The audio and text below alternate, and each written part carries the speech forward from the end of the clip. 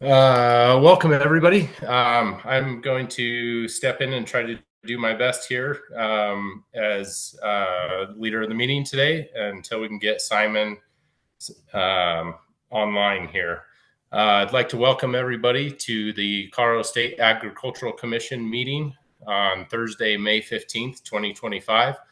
And just welcome everybody, and we'll start off with call to order here. Would you please say present if you are present for the roll call? David Block.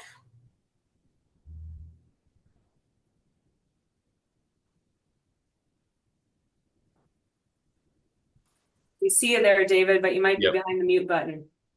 All right.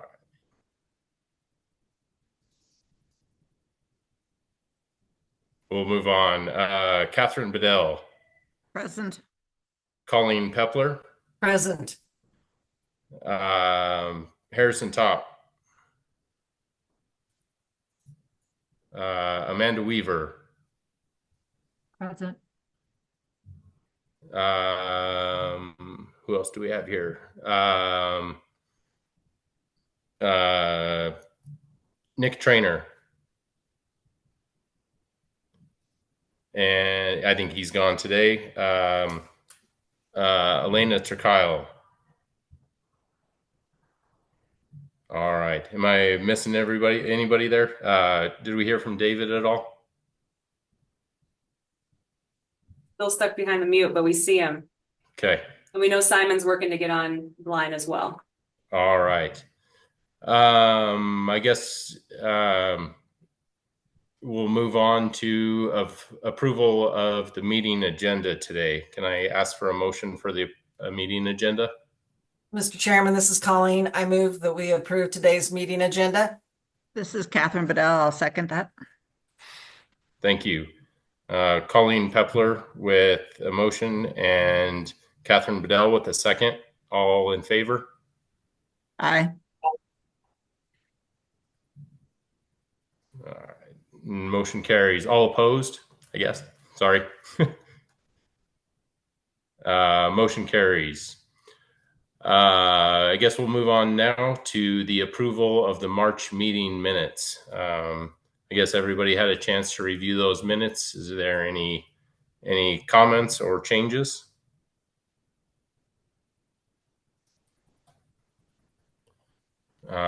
Without any comments or changes, can I get an approval to approve the March meeting minutes, please? This is Catherine Bedell. I move that we approve the March meeting minutes. This is Colleen Pepler. I second that motion. Thank you, Colleen and Catherine. Any discussion? I'd like to entertain a vote, please. All in favor, say aye. Aye. Aye. All right. All opposed? Motion carries. For the record, I'm going to abstain since I wasn't at the meeting. Okay. Thank you, Amanda.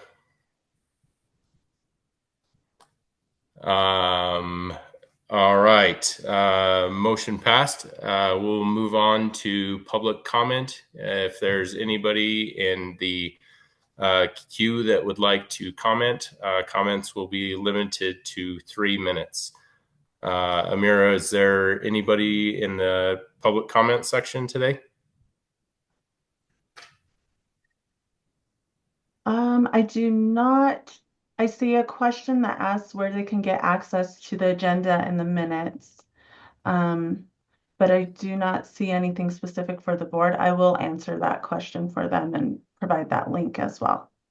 Jeff, we do have one individual with their hand raised who wishes to make public comment. It is Shannon Dobbs. Amara, if you can please bring. I see that. Thank you, Madison. Okay. Thank you. Okay, Shannon. Thank you, and good afternoon, commissioners. I'm Shannon Dobbs, the founder of Fellowship of Living Systems, working to connect regenerative agricultural practices with urban waste streams to benefit Colorado's farmers. I'm here today to document a concerning pattern affecting farmers' access to climate adaptation tools and to request the Commission's guidance on proper channels for resolution. Over the past year, I've been connecting farmers with innovative technologies like Humisoil, which transforms organic waste into drought-resistant soil amendments. Unfortunately, these efforts have encountered systematic resistance through concerning channels. Multiple farmers and business owners have reported to me that specific nonprofit organizations are circulating misleading personal information about me rather than evaluating the agricultural technologies on their merits. These same organizations received state funding and operate as trusted information sources for the agricultural community. This creates a problematic dynamic where farmers are being disconnected from potentially valuable tools, not through scientific evaluation, but through back-channel communication designed to undermine credibility. I formally notified Commissioner Mesa of this situation in January. Rather than addressing it through official channels, I received a response from his personal email suggesting I should lawyer up as this was a personal matter, despite the communication being sent to his official capacity regarding agricultural innovation access. This response raises important governance questions about how we evaluate and communicate about agricultural innovations in Colorado and what channels exist when established processes appear compromised. I want to be clear, my goal is constructive resolution. I believe everyone in this room shares the commitment to ensuring Colorado farmers have access to all viable tools for climate resilience. I'm respectfully requesting guidance on the proper channels for addressing concerns about information flow to farmers, clarification on the Commission's role in ensuring fair evaluation of agricultural innovations, and consideration of establishing transparent criteria for how climate adaptation technologies are being assessed and communicated. I have documentation supporting everything I've shared today and would welcome the opportunity to discuss this further with any interested commissioners who value innovation in Colorado agriculture. Thank you for your consideration.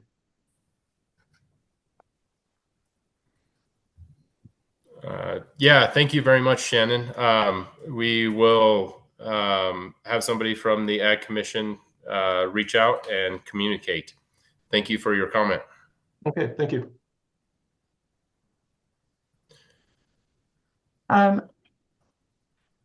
I do see one more question, Okay. so I'm going to unmute our next person who has a question. Okay, Jenny, Hi there. Can you hear me okay? we can, yes. Perfect. Thanks for allowing me time. My name is Jenny. I'm the executive director at Mile High Canine Rescue. And I was just reviewing the blue lines that we received links to yesterday. And I have a couple of questions / comments. The first is to section 18.24.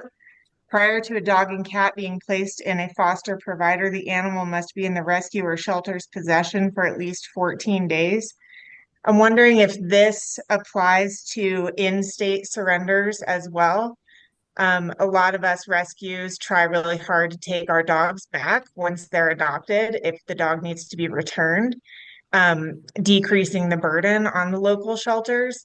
However, sometimes, whether it be due to, immediate need or perhaps behavior concerns or something like that, we often utilize boarding in an effort to get the dog immediately back into our care while we network for a foster home, which keeps a lot of dogs out of shelters.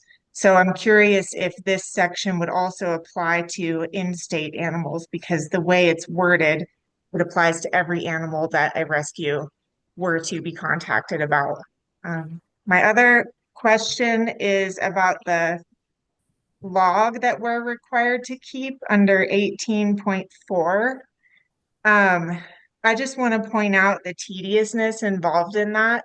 A lot of our animals are kept in foster homes with children. If we're adhering to the guidelines and following the rules to qualify for the exemption, a log is going to be somewhat difficult, given if your kids have friends over and they're, socializing puppies, then the parents are going to have to go around to the foster will have to go around to each one of the parents' homes to get consent to retain name, address, phone number, and date of contact for their child and this dog, not to mention adoption events, etc. So while I get that the need was, stemming from the Mamco rabies exposure at their event. If we're following protocol and we've demonstrated good history, I feel like this is kind of a very intense requirement, and I actually question if it's actually within legal bounds. That's all. Thank you for your time.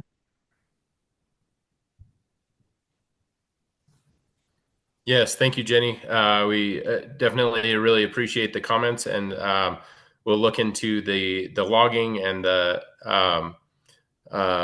just how that foster care is working. We'll have somebody reach out. Thank you.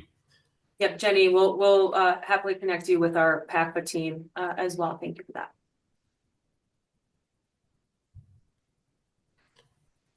We do see one more hand. Okay. Okay, I'm going to go ahead and allow Susan to speak. Susan or Suzanne, I'm sorry. Yes, I'm Suzanne Morgan, and I'm the founder and director of Cooper's Companions Animal Rescue outside of Pueblo, Colorado. And yeah, Jenny brought up a few of those points. I mean, I'm looking at trying to figure out how to implement some of this without it being so unwieldy. And I think we just need a little bit more clarification there on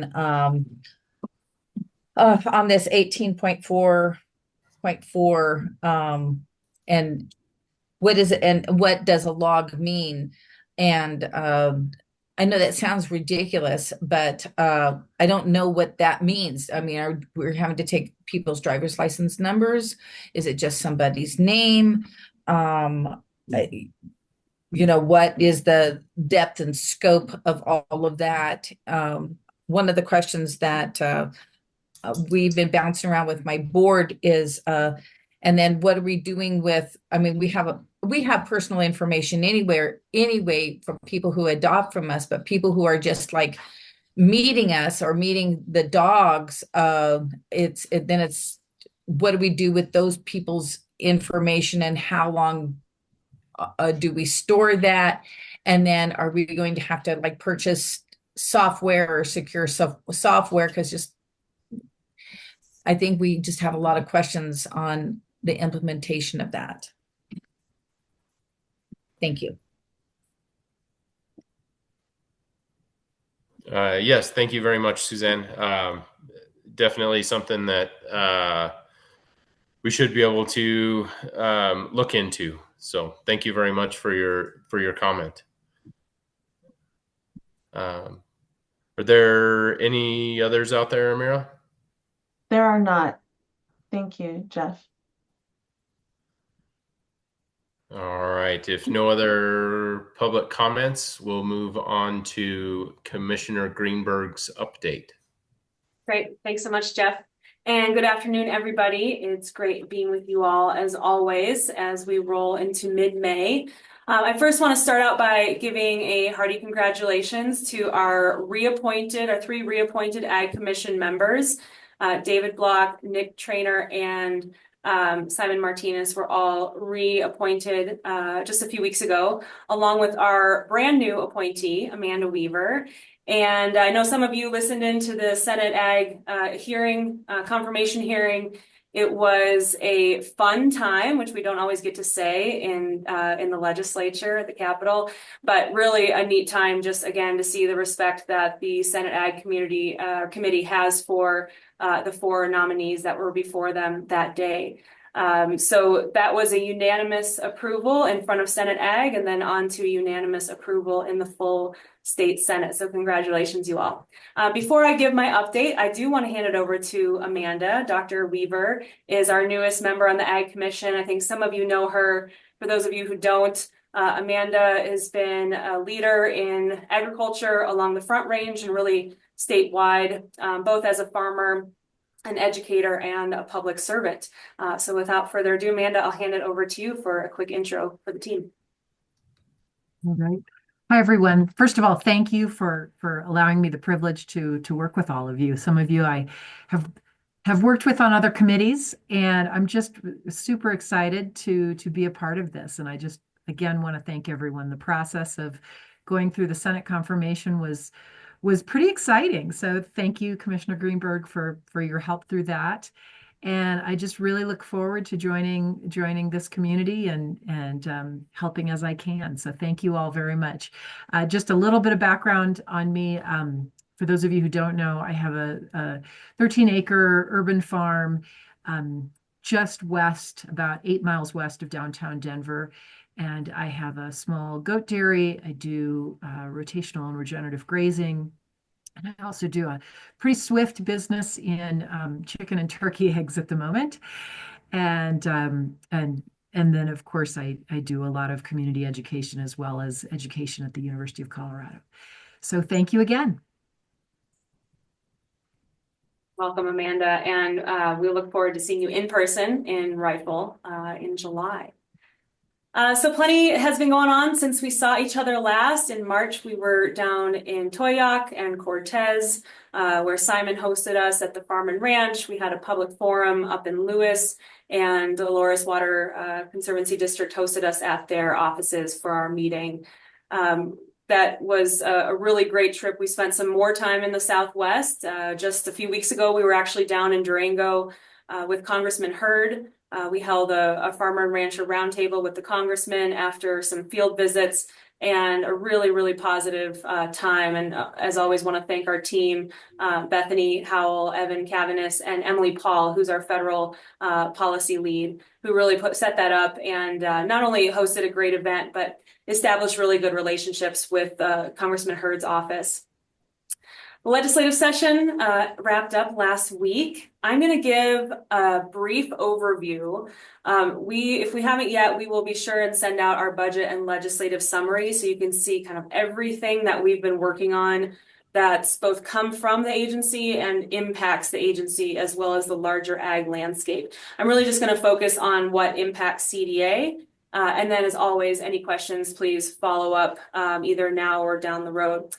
So as you all know, this was a very tight budget year. That might be an understatement. $1.2 billion deficit in the state budget. Every agency was expected to help solve that problem. And despite the fact that our total budget as an agency is almost imperceptible in the state budget as a whole, we, of course, need to do our part. But the nice thing is that folks know that ag is not imperceptible by any means. And the importance of what we do was front and center. And that's thanks to our amazing legislative team led by Jordan Beasley, our Deputy Commissioner of External Affairs, Jen Hughes, our CFO, and Bev Zupke, our budget and legislative analyst. They, along with our division teams, really just run trap for us downtown. They do the advocacy, they represent CDA, and then, of course, work to get our matters across the finish line. So there are despite the deficit, we were successful in getting two budget plus ups this year. So slight increases in budget requests. The first one was to support animal disease traceability. Of course, we're responsible for this. Dr. Baldwin, our state vet, is responsible for traceability. We typically rely on the USDA and federal money for this. It's been indicated for many months that federal money is starting to decrease. We don't expect it to terminate or be kind of running out at some point, but we've been getting the word that you might want to start looking at supplementing some of those federal dollars. We took that to heart, put this request forward, and we'll have about $46,000 in general fund and an authorization for close to 60 from internally here at CDA to support that work. In addition, we also put forward a request to support our Colorado Soil Health Program with ongoing state funding. And this is the first time that we have ever had ongoing state funding at the state level, and we're very, very proud of that. So we will have now close to $300,000, just a little over $296,000 from our Ag Management Fund, as well as two FTE, two full-time employees that have been authorized, again, ongoing at the state level. We did this because we knew our Climate Smart Commodities grant was a one-time grant. We expected it to finish in about 2.5 years from now. Unfortunately, it was terminated early, and I'll mention an update there. But we've been planning for the off-ramp of that. So we're very proud again that we got this through this year. Now we are seeing, certain reductions within our budget as well. We have both one-time and ongoing reductions.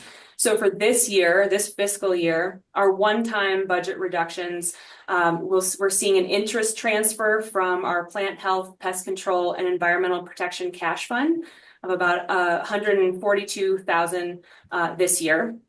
We have an interest transfer from the Colorado Agricultural Future Loan Program cash fund. That's our beginning farmer loan program, one of our two, of about $190,000 this year. We have a cash fund called the Cervidae Disease Cash Fund. We had to transfer about $20,000 out of that. We are transferring about $250,000 out of the Disease Livestock Indemnity Cash Fund. That's an interesting one. The vast majority of indemnity payments, as you livestock producers know, are from the federal government. CDA has a very small account, and it's a high threshold for us to have to be able to use that account for indemnity payments. So there's still money in that account, but we did have to give some up. We have to transfer about $26,000 in the rodent control cash fund. And then a total compensation in our general fund reduction of about $1.2 million. So all in all, our total one-time reductions for this year is about a 6% reduction in general fund and about 1.3% in our cash funds. Now we do have some ongoing budget reductions. One thing we did with the state fair was essentially reduce our general fund amount by about $450,000 and replace it with an increase in our cash fund spending authority. Essentially what that means is our state fair cash fund is healthy, but we don't have enough spending authority to be able to spend out of that cash fund. So we essentially exchanged the general fund for the cash fund. Our total, again, compensation general fund reduction ongoing, about $632,000. We did have a $250,000 cut to our noxious weed grant funding. We know this is a big one at the county level. Counties, this is for many an unfunded mandate. We, of course, understand the challenges of noxious weed management without adequate funding. We're conscious of that, but we did sustain that cut this year. Our agrivoltaics grant funding, which is a relatively new program, is seeing an ongoing cut of about $200,000. So we're lucky that the program still exists. We're still able to get money out, but just less than we've had the last year or so. In addition, from there, we're seeing some cuts to our OIT services and our health, life, dental, just on the internal side. So total ongoing, we're seeing about 8.6% general fund cuts and about 1.2% in the cash fund next fiscal year, and then about half that on the cash fund side the fiscal year after that. Again, that's a lot of numbers kind of thrown at you. We'll make sure you have this, and if you have any questions, please just give us a shout out. The three bills in particular that I want to mention, which passed, these were CDA agenda bills. The first one, HB 25-1084. This was to remove gendered language from Title 35. What this bill does is update our Title 35 statute to modern drafting standards developed by the Office of Legislative Legal Services, and it changes all the language to gender neutral language. For example, the commissioner and the state veterinarian have always been referred to as he may, he shall. Now it's the commissioner may, the commissioner shall. We feel like it's time to have that language in there. HB 25-1283 is the Wild Horse Project Management and Immunocontraception. This extends our Wild Horse Advisory Committee that we've been operating through our Animal Health Division through 2030. And this will kind of provide a pathway to more formalization of the recommendations and implementation of their work. And then lastly, on our agenda or agency bills, HB 25-1299. This is the Animal Protection Fund voluntary contribution. Essentially what this does is establishes a voluntary contribution option for Colorado taxpayers to support the Animal Protection Fund, which we operate at CDA when filing state taxes. So contributions for this will help ease the financial burden on local governments, nonprofits by covering essential costs, emergency shelter for animals affected by neglect, cruelty, or even in livestock emergencies. So again, a really neat program for our Division of Animal Welfare. So that's again, just a short, but probably more than enough information for today's summary on this legislative session. huge shout out to the team for navigating this year. Every year is tough. When there's a lot of money, it's tough because everyone's fighting over where it's going to go. And when there's a big deficit, it's tough fighting over what we need to preserve. And our team just did a fantastic job making the case for the services that CDA provides and how important the work of the ag community is to our state as a whole. Now moving to the federal side, plenty going on there. I'm not going to get into too much depth. Just know that we are continuing to work regularly with our federal delegation. We were establishing working relationships with staff and appointed officials at the federal agencies, especially USDA, of course, and really tracking, what's going on in grant programs, what's going on in staffing, the typical tracking of rulemaking, and of course, Congress, which is in reconciliation right now and really tracking kind of what the budget process means for our ag community writ large. Now, when it comes to CDA specifically, we're seeing some of our grant programs start to move again and become sort of unfrozen. For example, the Resilient Food System Infrastructure, or RFSI grant, we've been given the green light to move forward on those projects, and that's a really big deal. Again, a lot of time, money, effort has been invested already from our ag community. We need to see that move. Unfortunately, I think you all know our Partnerships for Climate Smart Commodities grant was officially terminated. This has been a big deal for us. That was a $25 million grant. CDA was the only state Department of Ag that was a project lead in the country. We had 42 subawardees and nearly 300 producers enrolled for this season in that program.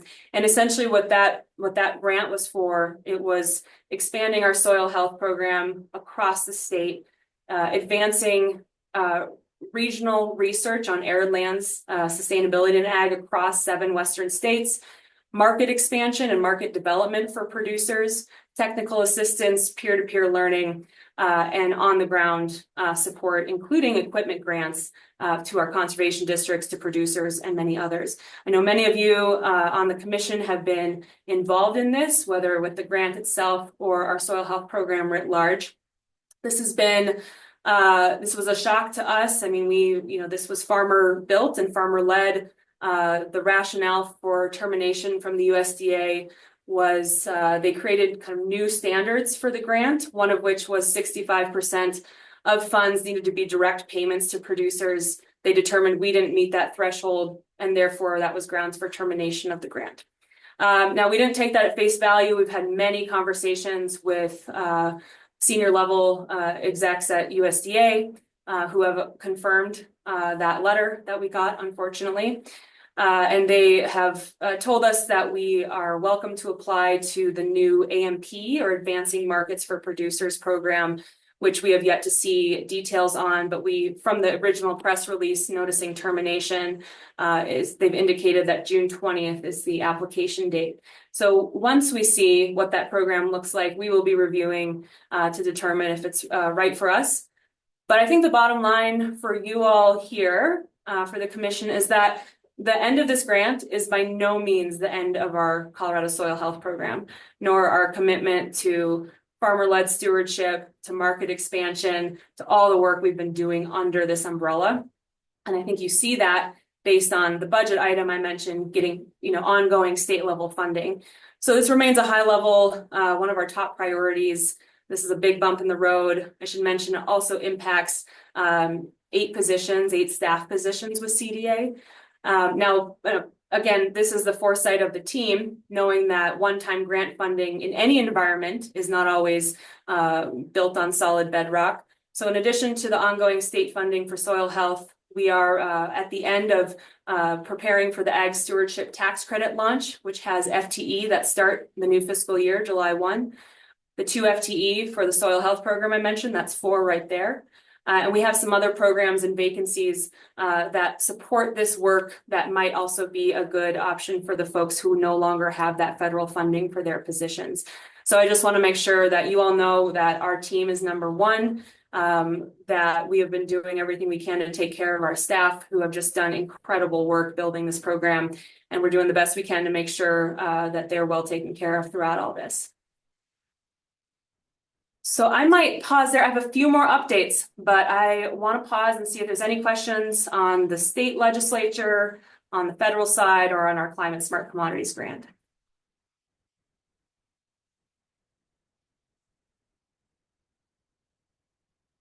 Excellent.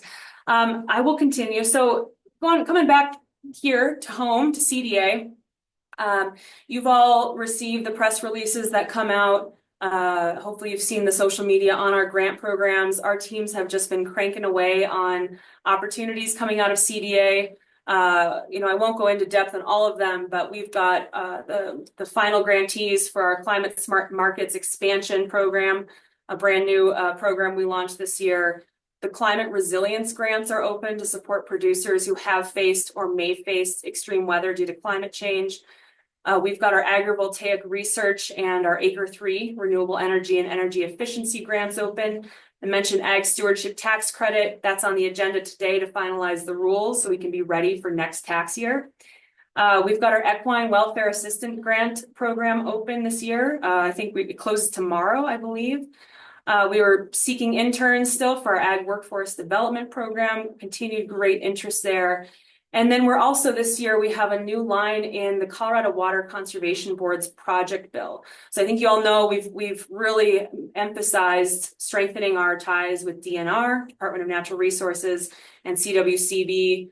We actually got a line item in their annual budget to do resilience projects, really trying on the ground, absorbing some of the risk of producers who want to try something new. So the team is going to be developing that, but just know that we've got a pretty well-diversified landscape of resources to advance our top priorities: market access, stewardship, next gen, and animal health and welfare.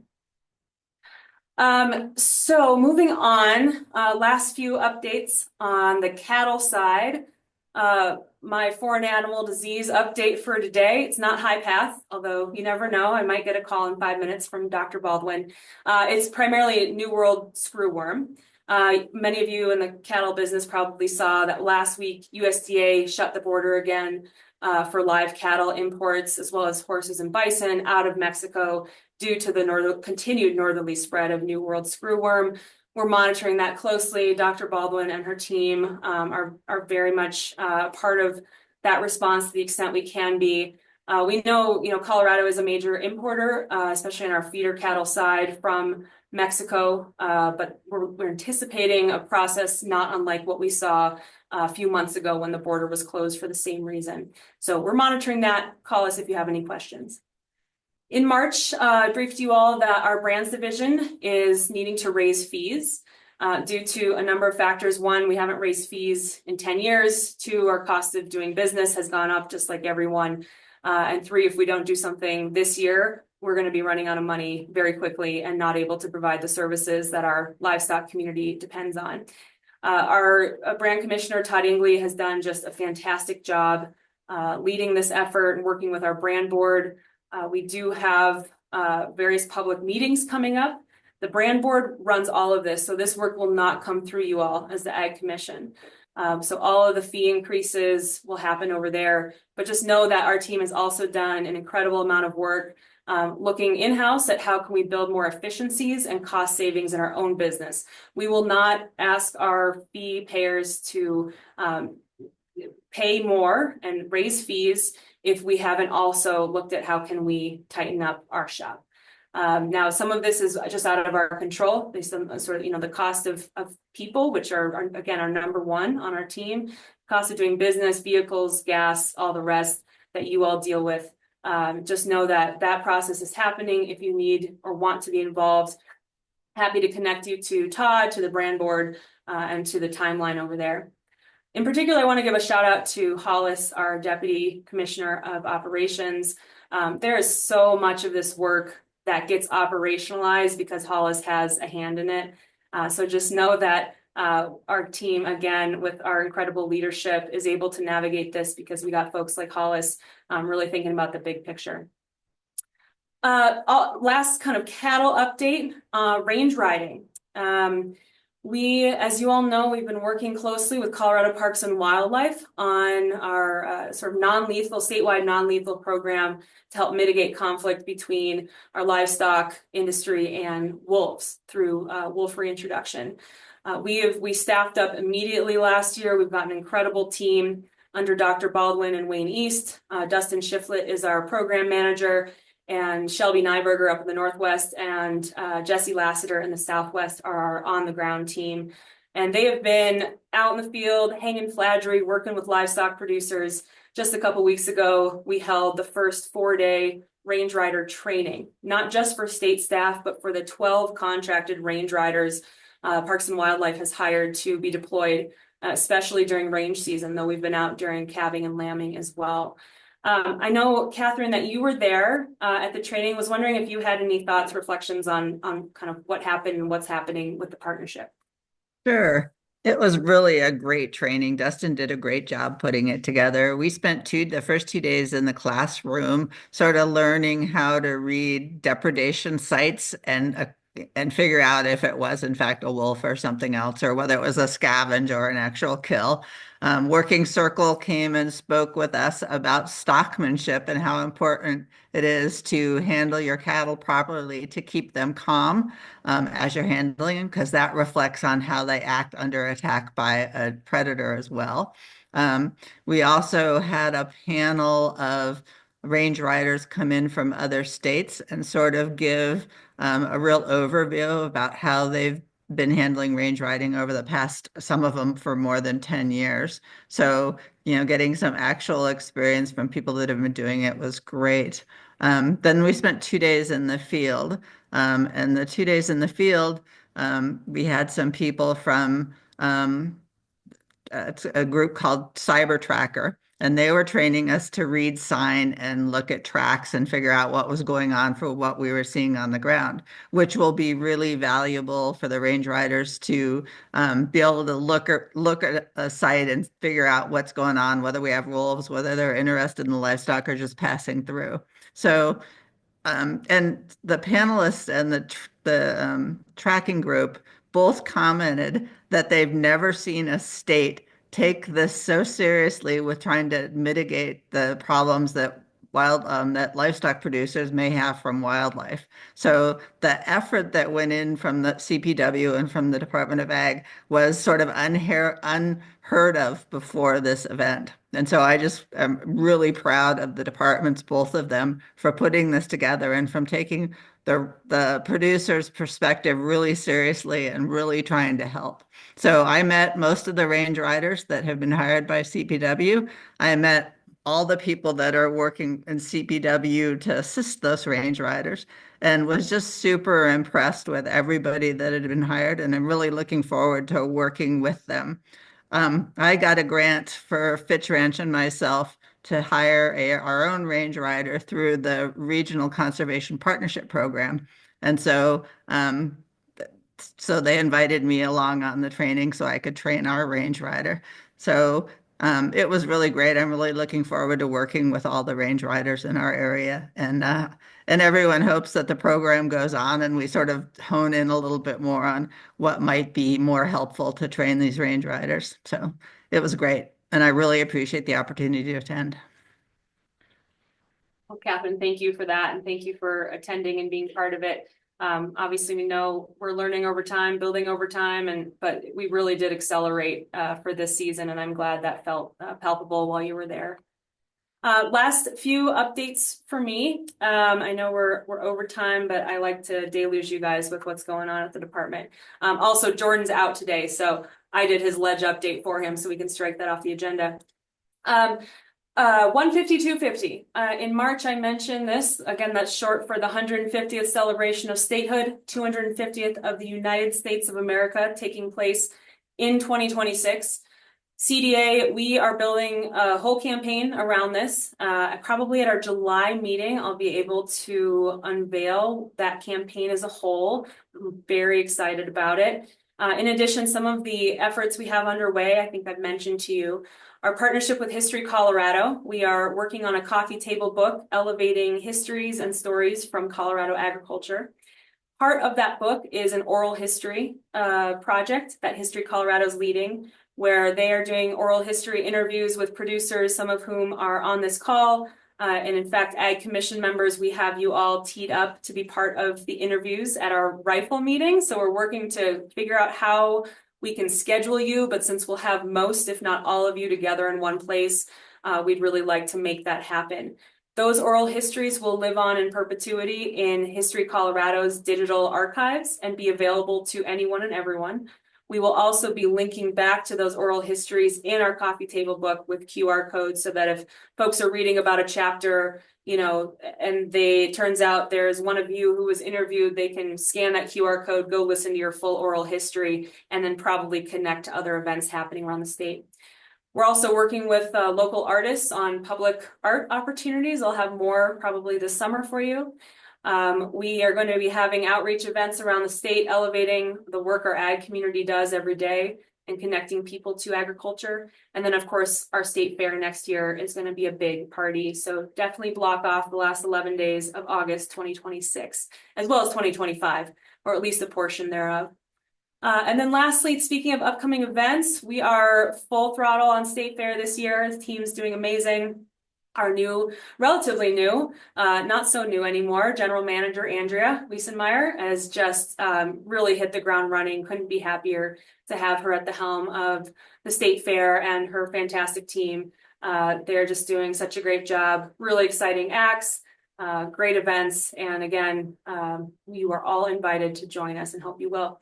That concludes it for my updates. I did want to, if we have some of our regional assistant commissioners online, I thought that now would be a good time for them to give some of their updates as well. I know we have George. Maybe George, I'll see if you have any updates. And I see Nick Purchase on as well. Well, hello, everyone. Yeah, I don't have a whole lot. I did visit with Tara Artho down at the Colorado Potato Administration building the other day, and I know Jeff has probably a lot better handle on what's going on since I talked to her, but I was there interested in the how the tariffs might be affecting the potato markets with Mexico, and from that the conversation about loss of cull potato facilities and cull potatoes backing up in warehouses, and the definite problem with that could lead to disease, and how to deal with cull potatoes. Talked a little bit about feeding them to livestock. That's kind of problematic, and this time of year, people turning out on grass and moving the ranges, and I don't know, adding potatoes to a mix like that. I need to do some research to know kind of how to do that, but anyway, that's kind of it for me. I'm here today with Jessica Malavitz. She's our apprentice this year, and she's been setting in on this meeting and giving her a chance to see how boring life can really be. And water is a big issue here, of course. Subdistrict 5 just completed their second augmentation well this week, and I just got a text. We've got some pumping data in on that and what its yield is going to be. So that's an exciting step forward for Sub 5. Saguache Creek is just staying right in the same place. Been that way for about 2 weeks. Hasn't come up hardly at all. It's just been cold at night. And in fact, when I was out at 7 this morning, I had ice on the irrigation water still. So things are not growing very fast. But I think that's kind of it for me. It's really good to see you all, and as always, and I look forward to hearing the reports from around the state. Thank you. Thanks, George. Nick, any updates for the group today? Nick Purchase? Not a whole lot. Thanks, everybody. It's always good to see everyone. For me, I'm also farming full time, so we've just been kind of balls to the walls at the moment. But I think one of the biggest topics that's happening by us that was just announced, of course, is the City of Colorado Springs and them filing an application for change of water rights. That will affect many of the counties here in the southeast, as far as them wanting to expand in El Paso County and grow And I know that everyone has been chit-chatting about that, and so we'll have to see what happens with the court filing. But outside of that, I think everyone's fields are looking real lush, and we were super blessed with a lot of late snow and, of course, some early rain. It looks like we might be getting some more on Monday. So the cows are fat, and the crops are in the ground and getting pulled out already. There's lots of beautiful, fresh produce coming out of the southeast right now from a lot of our farmers, and I'm happy to aggregate it for them too. So outside of that, that's about all I got, and it's good to see you all. Thank you so much. Thank you, Nick. George, I see your hand went back up. Yes, I forgot to report. I was at a meeting yesterday, and a local producer who runs cattle in Saguache Park said they've sighted 2 wolves. I didn't get a chance to ask if they were verified by CPW or they were collared, but I'm going to follow up with that and let them know about the upcoming educational meeting at the Off Ranch in Del Norte on I believe it's the 23rd, 22nd, 23rd, 30, 20, right in there somewhere. I plan on being at that, and but yeah, so the wolves, I guess, are here. So Great. Thank you for following up on that, George. And as always, let us know if you have any questions. I'm glad to hear that the officer hosting that event. It's going to be great. All right. All right. Mr. Chair, that is it for my updates today. Yes, thank you, Commissioner Greenberg. Thank you, Nick, and thank you, George, for your updates. We'll move on to operations update with Hollis Glenn. Great, thanks, Jeff. Really appreciate that. My updates are going to be brief. I think Kate covered a lot of the great work that we're doing here. Let me first also just welcome Amanda to the commission. Thank you so much for joining our commission here. We really appreciate that, and welcome. So as Kate mentioned, she talked a little bit about the brand's fee increase as well as the process improvement that we're working on to reduce some of the expenditures to minimize that increase in fee.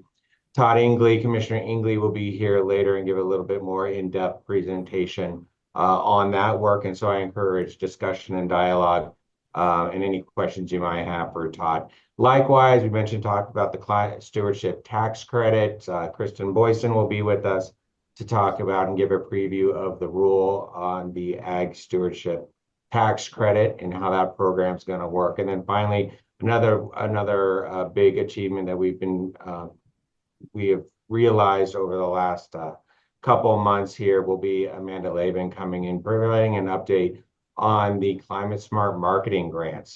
This was a new initiative that we put out a couple of months ago. The response for those grants was incredible, and we have some great awardees. And Amanda will be by in a little bit to share some of the specifics about those programs. Turning a little bit to kind of our strategic plan and our strategic action, we're rounding into the corner and into the final quarter of the fiscal year. So we have a number of our strategic actions that we intend to accomplish before the end of the year coming due in the next couple of months, and we'll update you on those as we cross the finish line. So I'll update you on those next month. But 2 of them that have recently been completed that I just want to highlight for the Ag Commission as well as the general public. The first one is around our strategic action of assisting producers as veterinarians with animal disease traceability, electronic ID transition through the program for no-cost RFID tag program. Dr. Baldwin and her team have done a really amazing job really over the last couple of years promoting no-cost RFID tags, handing out metal tags for kind of the electronic tags, providing the necessary equipment to read the RFID tag program. We like to measure our strategic actions as best we can. And so just for context, so far in FY23 was still a quarter, or in FY25 was still a quarter left to go we have issued almost 250,000 of RFID tags out, which is doubled or 102% increase from all of the RFID tags we issued or distributed in FY24. So good to see that program taking off and the effort that that program staff have really put forward into promoting the no-cost RFID. Second, and you may have seen this in a press release, but we've really been working closely and in partnership with CSU Extension, as well as Mesa County and City of Grand Junction, regarding addressing the emergency of Japanese beetle populations out there on the western slope. Obviously, a great impact to our fruit industry, fruit growers out there in Palisade and around in that area. So over the last couple of years, we've been supporting them in trapping beetles and monitoring the presence or measuring or quantifying how many beetles we are seeing out on the western slope, as well as providing financial assistance to Mesa County in the eradication efforts and the treatments of the plants all in that area. And happy to report that from 2020, since 2023, we have seen an 85% reduction in Japanese beetle populations.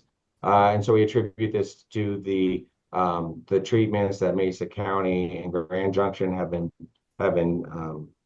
doing over the last year and a half or 2 years, and the cooperation really with, again, CSU Extension and CDA in the monitoring and trapping of Japanese beetle. So it seems like we're seeing some significant progress on that front right there. So like to highlight those 2 strategic actions. We do have post-action summary reports on kind of these goals that we set out to achieve in RFID as well as in the Japanese beetle, but all of our strategic actions. So we'll provide a link in the after commission email, after meeting email that can, so for those of you who want to see the dashboard and read some of these post-action activity, I'll be happy to read, you can read more on that.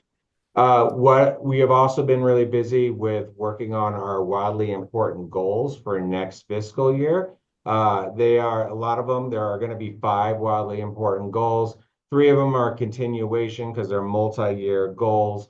One is around kind of advancing our national and international market expansion for Colorado companies, Colorado producers through our international markets program. Second one would be, again, we want to continue to advance the Colorado Water Plan and the agency actions that are tied to CDA through the various programs that we have in supporting and making that water plan come to fruition.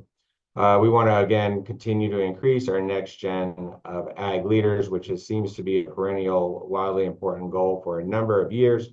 We have non-lethal predator control and increasing direct support to ranchers. This is a wildly important goal that we are actually working and co-working with Colorado Parks and Wildlife on as well. And then we'll also have a 5th WIG, which is advancing animal welfare, which is specifically includes supporting our ranchers by working with local law enforcement NDAs on violation of our brand laws and addressing theft of cattle. So those will be some of our wildly important goals coming up for next year. At the next meeting out in Rifle, we'll have some of the measures as well as some of the lead actions that we'll be taking, and we'll be sharing a little bit more in detail once we have them finalized. Currently, right now, they're with the commissioner and the governor's office just for some fine tuning. Also internally, just report back one of our priorities for supporting our staff. We want to continue to advance a culture of safety here at the department. And this includes not just our field staff who are out there every day doing really, somewhat dangerous work, but also our office staff as well. So we have instituted a number of educational opportunities for our staff. They can learn about CPR, wilderness first aid, again, for our field staff. understanding and recognizing mental health issues, particularly maybe in our colleagues, if we see somebody in the office that might be struggling a bit. We're advancing our equipment, our safety equipment for our staff out in the field, as well as outfitting and standardizing our equipment in our fleet. We have a number of fleet vehicles all around the state. So we're standardizing what are that safety equipment that is needed in every one of those vehicles should one of our employees break down or have an accident and may need something in their truck or car. Better to have it than have it not needed than the vice versa. And then we're also, of course, working on enhancing our security, both here at the Broomfield office, but as well as in the State Fair and our other offices. So a lot of important work we're doing internally, while not the most headline grabbing, the safety of our staff really important. And so the division directors, the field staff, as well as Madison, who's with us today, have done a great job at kind of really leaning into this and figuring out how we can make sure our employees are safe. And then finally, just want to point out that last week was Public Service Recognition Week. And so this was a week in which we recognize public service and all the people who have dedicated their career to public service. So we had a really great week, really showcasing and highlighting to the accomplishments of our staff, expressing our gratitude from the staff, whether through massive shout outs and kudos for everyone to see, to a very entertaining poetry slam contest from our staff, and who could write the best poem in which reflecting their job and their work in public service and the work for agriculture. We get highly competitive with our contests, and the poetry slam did not let us down. So we had some really great and talented people with their poetry. So it was a great week. That week really, for me personally, just really, it really instills upon me just the amount of work that we do at CDA, all 360 plus employees do in and day out all across the state, whether it's our State Fair staff, our staff out in Palisades, our laboratory staff, our office staff. So really proud of the larger team that we have assembled. And then also finally to you, commissioners, public service isn't necessarily just the CDA staff, but for you, and just want to recognize in the spirit of public service, the work and the service that you're all putting in your roles as commissioners, and the time you're taking to be with us today, and all the meetings, all the prep you do, all the follow-up you do, all the advice you give us, and direction you give us. So thank you so much for your public service recognition as well. Thank you very much. And that's all I have for operational updates. Thank you very much, Hollis. Just can't express all the gratitude that everybody on staff at the CDA does for the agricultural community as well. It's really, really important work, and just like to thank you all for your service. Moving on, we are going to skip Jordan Beasley's legislative and policy update and move on to outreach opportunities with Bethany Howell, please. All right, thanks, Jeff. So welcome, Amanda, to Ag Commission. I look forward to swapping poultry care tips with you, and as I also have a lot of eggs on my hand with my chickens. But we do have a lot that is going to be happening in the next few weeks, so I do want to highlight a few things for you guys. The first one is that I think I have mentioned before that we have been hosting or facilitating a monthly meeting with comms and outreach for people across CDA. We've recently even tried to open it up a little bit wider so that we can have you all and our RACs who might want to participate and discuss with CDA staff about communications needs. And then the particular area that I'm focused on is outreach and how to support our different programs with all of the many diverse outreach and engagement opportunities and needs that we have across the state. So recently we have started kind of a subgroup, for lack of a better, cooler term. I will work on that one, but for Spanish language in particular. So I know that we've mentioned a lot about the ICS team with Aldo Para and his 2 new employees that are working with him, and the incredible work that they're doing in the ag worker community space. But we also have a lot of others who are trying to engage that community in particular, which has not traditionally been something that we have really focused on. And so we're trying to remedy that by having a subgroup that is meeting monthly and really specifically honing in on how do we engage with that particular community? How do we communicate with them? How do we build relationship with them, honestly, so that we can engage with them with our programs in particular and help them with the ways that CDA is really trying to work with others. So I just wanted to give you guys a quick update that that's going really well. It's a work in progress, but if you're interested in hearing more about it or attending that, or if you have people within your community that you think would be really great for us to connect with, that's the other thing that we're trying to build out is more of those regional contacts within areas that work really closely with the Spanish language community. It doesn't have to be the agricultural community even. We're trying to look at, other state agencies and other spaces where the Spanish language community can be engaged. So more to come on that as we continue those discussions, but I've been really pleased with the representation from several different programs across CDA who are really interested in kind of exploring what that space looks like and supporting the ICS team so that they're not the only ones kind of carrying that burden of outreach and engagement. So that one's great. And then second, we've mentioned a couple of times the July Ag Commission meeting in Rifle. So I am working with Dustin Shiflett and some of our team members up in that northwest corner. One thing that we do before these meetings is to try to do some type of field element. So I'm working on a field trip to a ranch out there for just Ag Commission members to maybe explore that space a little bit. And then also the public forum later that evening is what I really want to focus on, is that we invite members of the public and the community to meet with Ag Commission members and with members of CDA staff who are there. And so we'll be at the Rifle Library that evening at about 5:30, and we'll be talking about anything and everything that the community is interested in hearing about.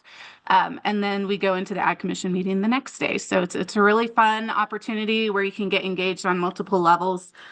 So that'll be in Rifle again on July 15th is the public forum. And then finally, I do want to do a shout out again to the Insectary, because not only do we have the state fair that's coming up in August, but we have our 80th celebration of the Insectary in Palisade. And so their team is working really diligently on putting together a celebration for the community to host some insectary tours. We're looking at family-friendly activities, again, trying to engage with the ag worker space that is really integral to that community and the orchards and everything that happens up there. And so Dan Bean and Sam Morgan with the Insectary have been really working hard and with great support from Evan, our Conservation Services Director. So I want to just put a save the date out there for you all, that if you'd like to come celebrate with us in Palisade, starting at about 4 p.m. till about 7 p.m. is when there'll be the bulk of the activity and the fun. So if nothing else, go up there so you can support the industry by buying a whole lot of peaches and any other fruit that tickles your fancy. So and that's about it for outreach for right now. Thank you, Bethany. We will turn it over to Nick Fisher and give us an overview of the rules pertaining to the administration and enforcement of the Pet Animal Care and Facility Act. Thank you, Jeff. I think Madison would like to say a few things about the rulemaking process before I do my presentation.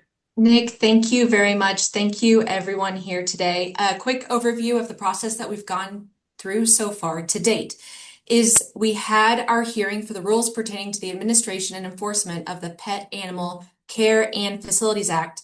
It was held on April 24th. We had 5 individuals present from CDA as panelists. We had 2 of our stakeholders and colleagues from the Attorney General's office and 175 participants on the meeting. And CDA received written public comments prior to the hearing. We were able to provide a summary of those public comments to the individuals that were present at the hearing.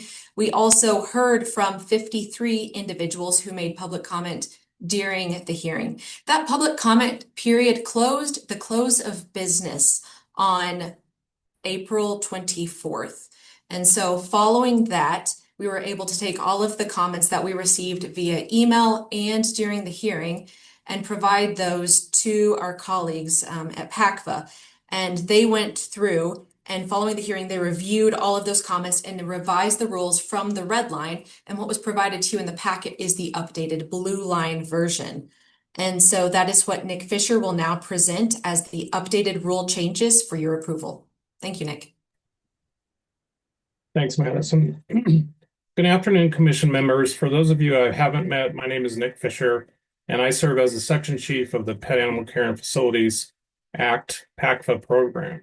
I would first like to thank our internal PACFA inspection and investigation team, CDA leadership, including Joe Stafford, our Division of Animal Welfare Director, Maggie Baldwin, our State Veterinarian, Hollis Glenn and Jordan Beasley, our Deputy Commissioners, Kate Greenberg, our Commissioner, and Kelly Larson and Katie Davis with the Attorney General's Office for their counsel and assistance over the last year to help us with developing, drafting, and finalizing the proposed amendments to the PACFA Rule 8 CCR 1202-15, which is presented for your approval today.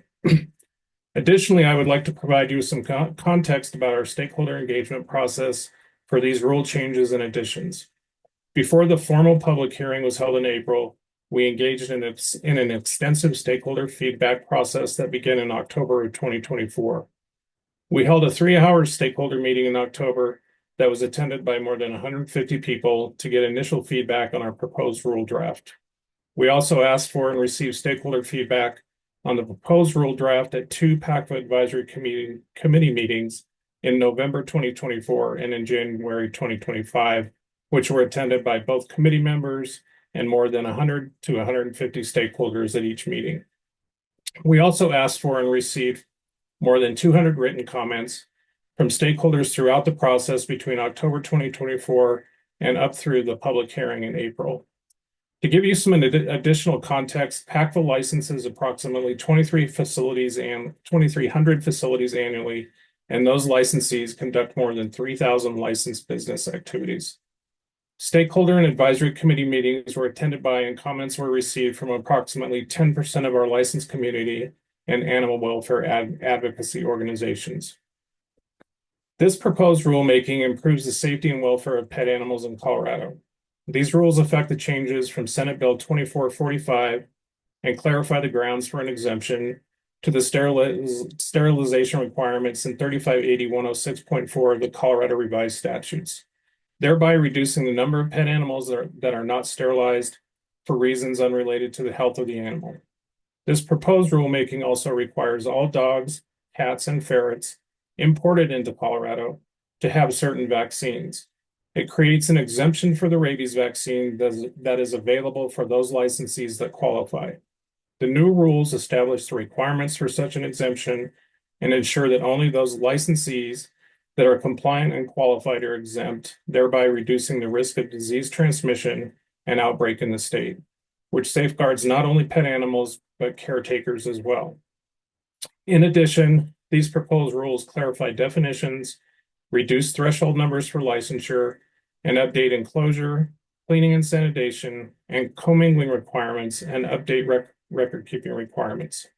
The changes to the enclosure requirements for reptiles ensure the health and welfare of reptiles in Colorado and give licensees the time needed to update their facilities and enclosures. These proposed changes are in alignment with stakeholder feedback and public comment made at the rulemaking hearing. Additionally, the updated record-keeping requirements for boarding, training, grooming, and pet handler facilities help ensure more pet animals are properly vaccinated before commingling or being exposed to other animals while at licensed facilities. These changes are based on public comment and stakeholder feedback at the rulemaking hearing and are an important part of ensuring the safety and welfare of all Colorado pet animals and consumers. For those stakeholders on the call today, the final blue version that incorporated the changes we made from comments received in the public hearing are posted on the CDA website under the Laws, Rules, and Regulations page. Thank you for your consideration and approval of the amendments to 8 CCR 1202-15 today. I'm happy to answer any questions that the commission has. Thank you very much, Nick. Are there any questions from the commission members today?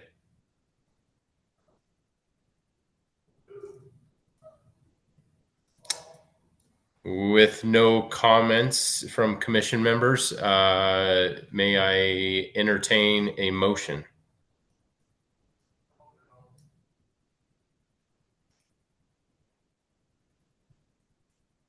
Chairman, finding that these amendments are necessary and proper to carry out the provisions of the Pet Animal Care and Facilities Act, I move that the commission approve the amendments to 8 CCR 1202-15. Thank you, Colleen. Is there a second?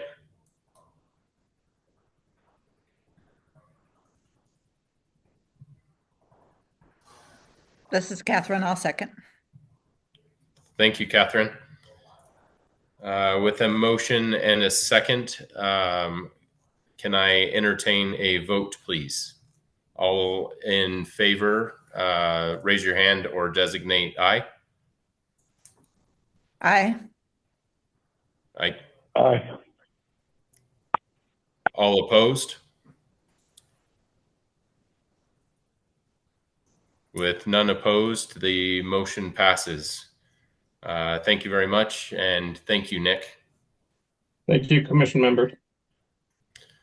Moving on, I would like to introduce Kristen Boyson for an for a update on the rules pertaining to the agricultural stewardship tax credit.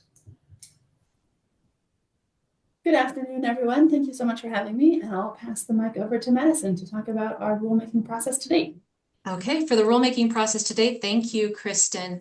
For the rules pertaining to the agricultural stewardship tax credit, the hearing took place on April 18th. We had 6 attendees and 3 individuals made public comment. The public comment period ended at close of business on April 18th.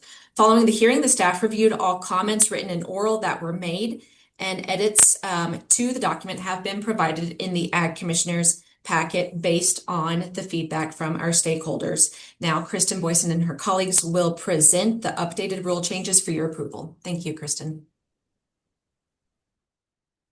Thank you, Madison, and thank you all. I do have a couple slides to share just to orient everybody to the tax credit, but looks like I can't share my slides, so I will just talk.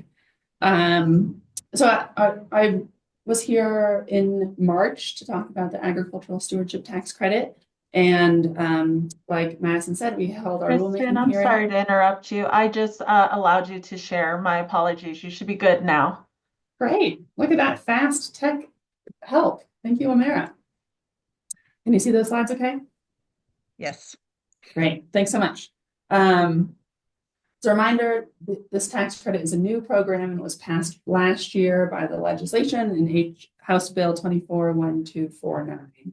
This is a tax credit to producers who are implementing qualified stewardship practices on their operation.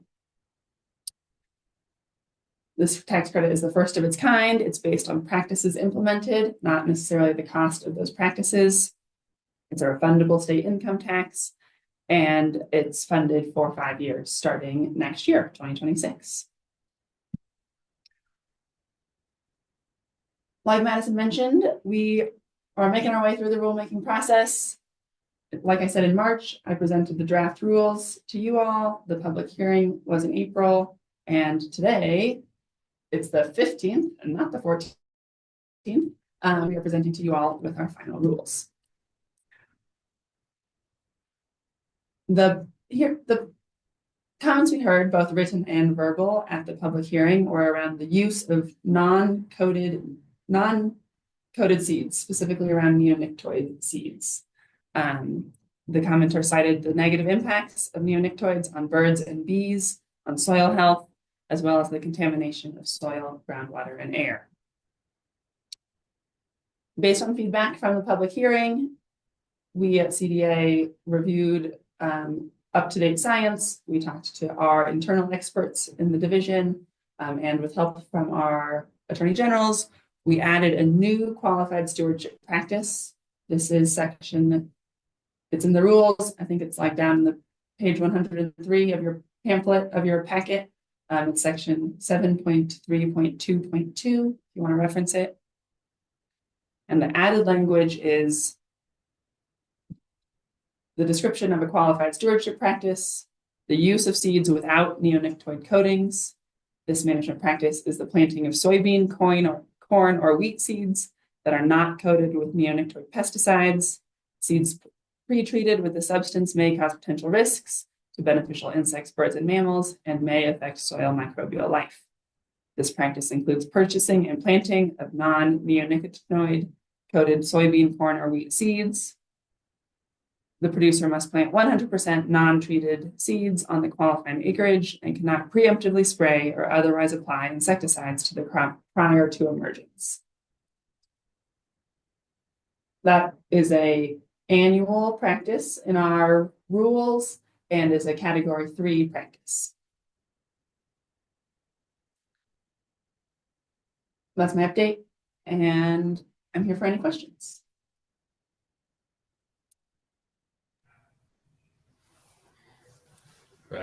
Thank you, Kristen and Madison. With that update, can I entertain a motion, please?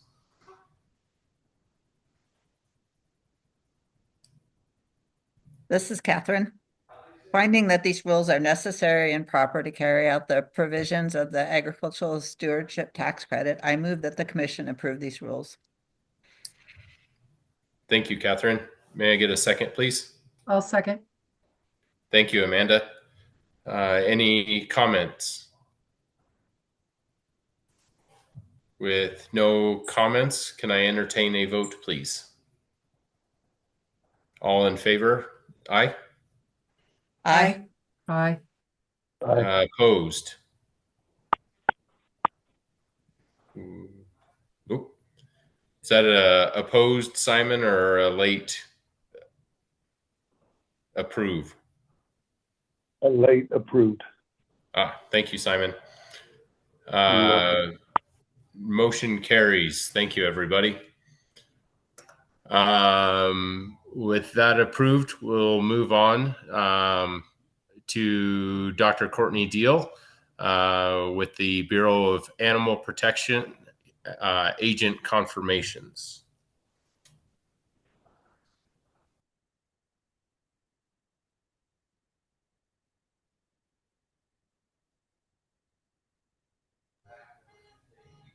Do we have Courtney online? I do not see her online yet. One moment, let me shoot her a chat. Thank you.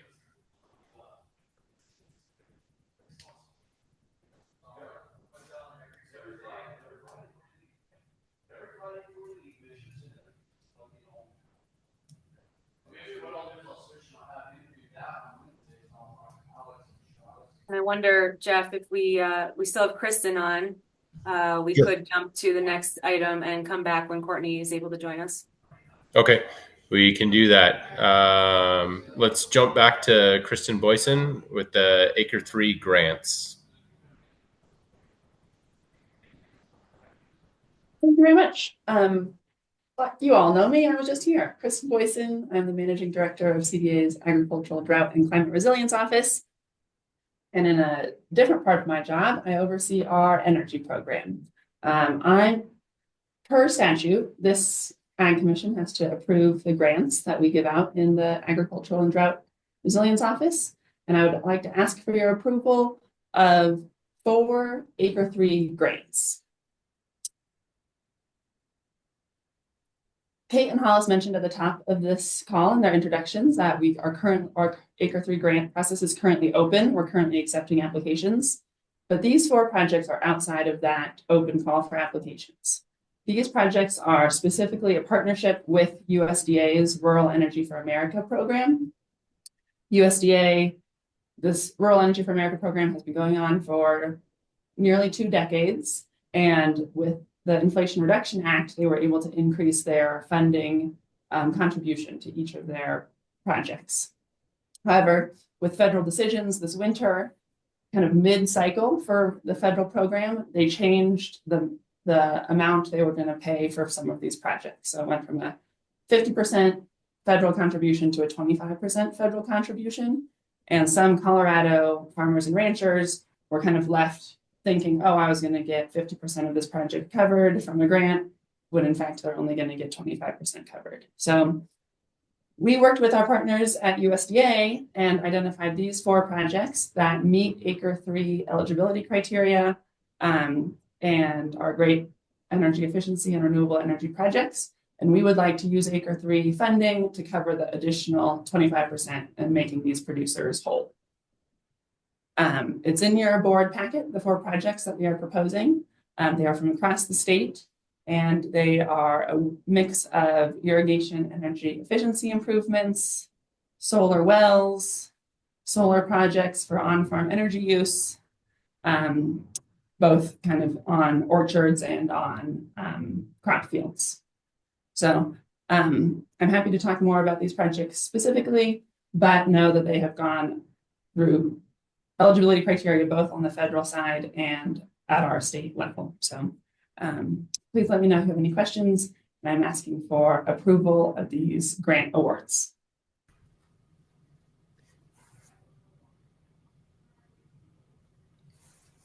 Thank you very much, Kristen.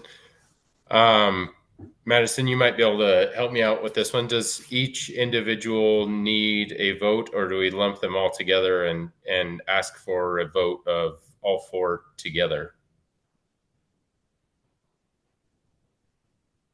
One second, Jeff. Thank you. Okay. Thank you. Sorry to throw you under the bus there, Madison. You know what? That is perfectly okay.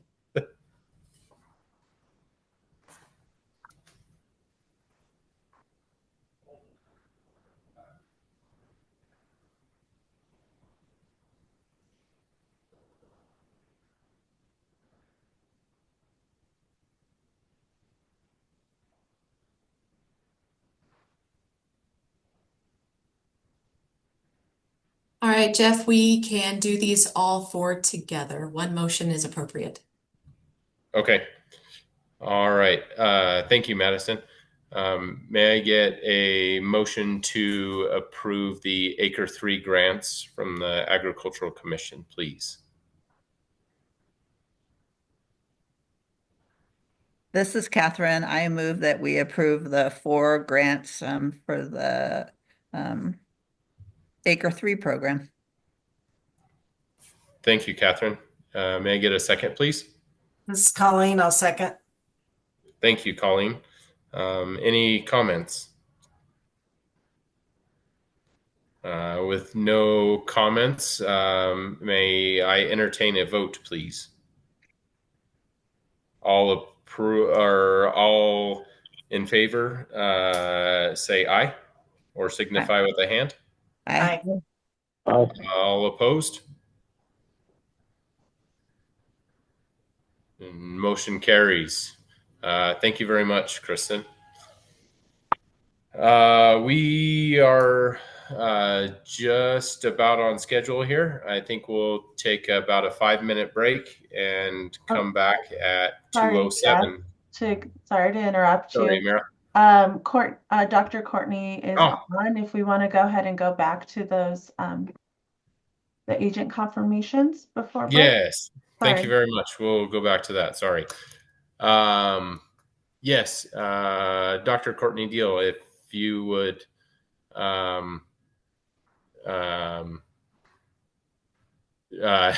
start with the Bureau of Animal Protection agent confirmations, please. Thank you very much. I'm Dr. Deal. I'm the program manager for the Bureau of Animal Protection. I'm pleased to announce that we have 6 new BAP agents to present to the Ag Commission for approval on their BAP commissions. We have Agent Shubatowski with the HSPPR, which is the Humane Society of the Pikes Peak region. We have Agent Mohammed, also with HSPPR, Agent Davis with the Adams County Animal Management, Agent Moore with the Jefferson County Sheriff's Office, Agent Valentine with the Jefferson County Sheriff's Office, and Agent Urick with the Hudson Police Department. Thank you very much for your consideration of these agents for BAP commissioning. Thank you very much, Courtney. May I have a motion, please? Jeff, this is Colleen. I move that the commission approve the commissioner's appointment of those agents as presented by Dr. Deal to be agents of the Bureau of Animal Protection. Thank you, Colleen. May I have a second, please? I'll second. Any comments? With no comments, we'll entertain a vote. All in favor of approving the animal protection agents? All in favor, say aye. Aye. Aye. Opposed? With none opposed, motion carries. Thank you. Thank you very much. All right. All right. Now, should we go and take a short break? Well, Yes, that works. if I didn't miss anything else there. No, you're doing Okay. great. We'll take a short 5-minute break and return at about 2:10. Thank you. Thank you.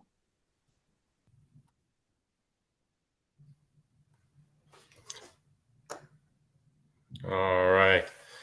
Welcome back, everybody. Hopefully everybody made it back. I'd like to introduce John Scott for a briefing on rules and regulations pertaining to the Pesticide Applicators Act. Afternoon, everyone. So this is the first briefing I'm doing in this format. So normally I know we go through the rules process and come back to provide everybody an overview of what the rule was after we've gone through the rules. So if there's any questions, if I'm missing anything or we need more detail, please let me know.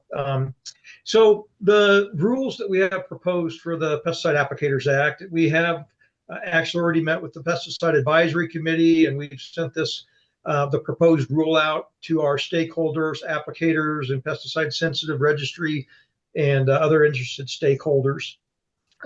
These rules were primarily being done to just provide additional clarification to existing rules.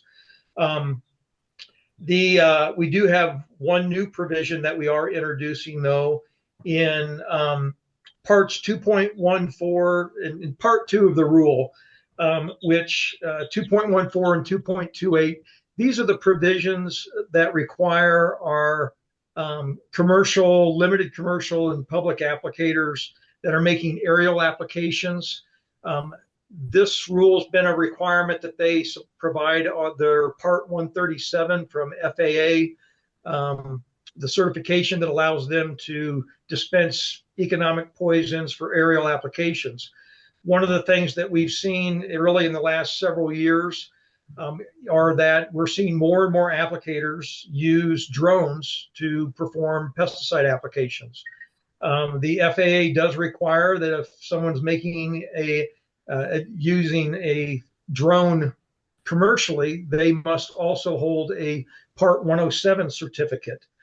So we are updating both of these provisions in our rule that if our commercial applicators or limited commercial or public applicators are using drones to perform aerial applications, that in addition to their Part 137 that they have to submit, that they also provide us their certificate, their pilot certificate that hold the Part 107.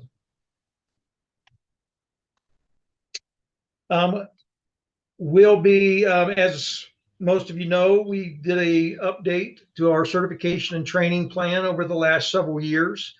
and we added new licensure categories for soil and non-soil fumigation. When we created those categories, when we think of fumigants, we think of restricted use pesticide fumigants.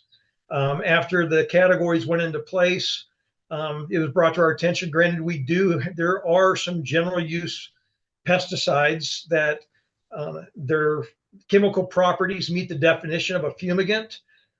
It was never the intent, and under the federal requirements, these additional categories are for restricted use pesticides.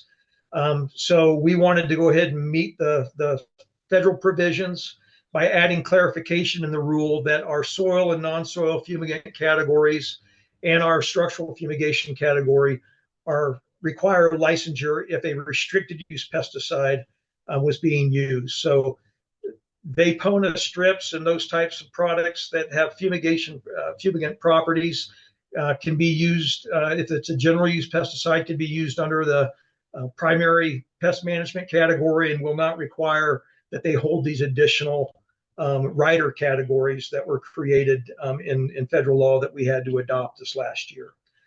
So parts 2.61, which that is under the private applicator section, 8.01, which is under our agricultural section, and 10.01 under our structural pest control sections. In each of those categories for the soil and non-soil fumigation, now we've designated that these apply to restricted use pesticides that are designated as restricted use pesticide fumigants. Under the next provisions, we have, again, we've done a lot of updates over the last year after we went through sunset, and there were updates to the pesticide sensitive registry. One of the elements that we wanted to do in part 12.06 was essentially to clarify some of the language. As we've had about a year now with the new pesticide sensitive registry rule under our belt, the way it was implemented with existing pesticide sensitivity registry notification requirements, it added schools and place of employment. And then we had a separate section in 12.08 of the rule that went into effect on July 1st, 2024, that required our applicators to notify pesticide sensitive persons when they were within 250 feet. So essentially we're cleaning up the rule. We added all of the notification provisions for our turf and ornamental applicators, all within 12.06, and we put it in order of how they need to be notified. But we wanted to just essentially clean up the rule so we didn't have these notification provisions broken out in separate sections of the rule. And so that's what we're doing in 12.06. In 12.07, again, these are provisions as far as for notification requirements for the pesticide sensitive registry. And again, we reordered as far as the first section deals with the old notification that if a commercial applicator is still going to provide that notification through a voicemail, then they have to go back and make at least 2 attempts. Then they have to hang a door hanger if they don't actually make contact with that pesticide sensitive person. And then in 12.07B, it addresses the electronic notification. Again, we didn't change what the requirements were as far as what they had to provide for notification, but we just reordered them so they were consistent with the manner in which they have to contact the person, and then add clarification of what an electronic notification is versus a we had questions that came up on our electronic notification, the intent for electronic notification being either a text or email. And then we had people come back after in this first year and they went, well, a phone call is a digital phone call now, so technically isn't that electronic? So that was one of the provisions of going, no, we need to really define what we mean by electronic notification. And it is not voicemail. It's not posting it on Facebook that you're going to be in an area. It does mean that it's a text or an email is for the intent of this rule that that is what an electronic notification is. So again, we didn't change the requirements, but we wanted to add just clarification. And then in the last section, we updated Part 13. Part 13 dealt with flagging for our turf and ornamental applicators. And, this rule was written over 20 years ago. There were language that was more legalese. And I think we've seen over the years that simpler, more plain English as far as to make it clear for applicators and the general public to understand what the flagging requirements were.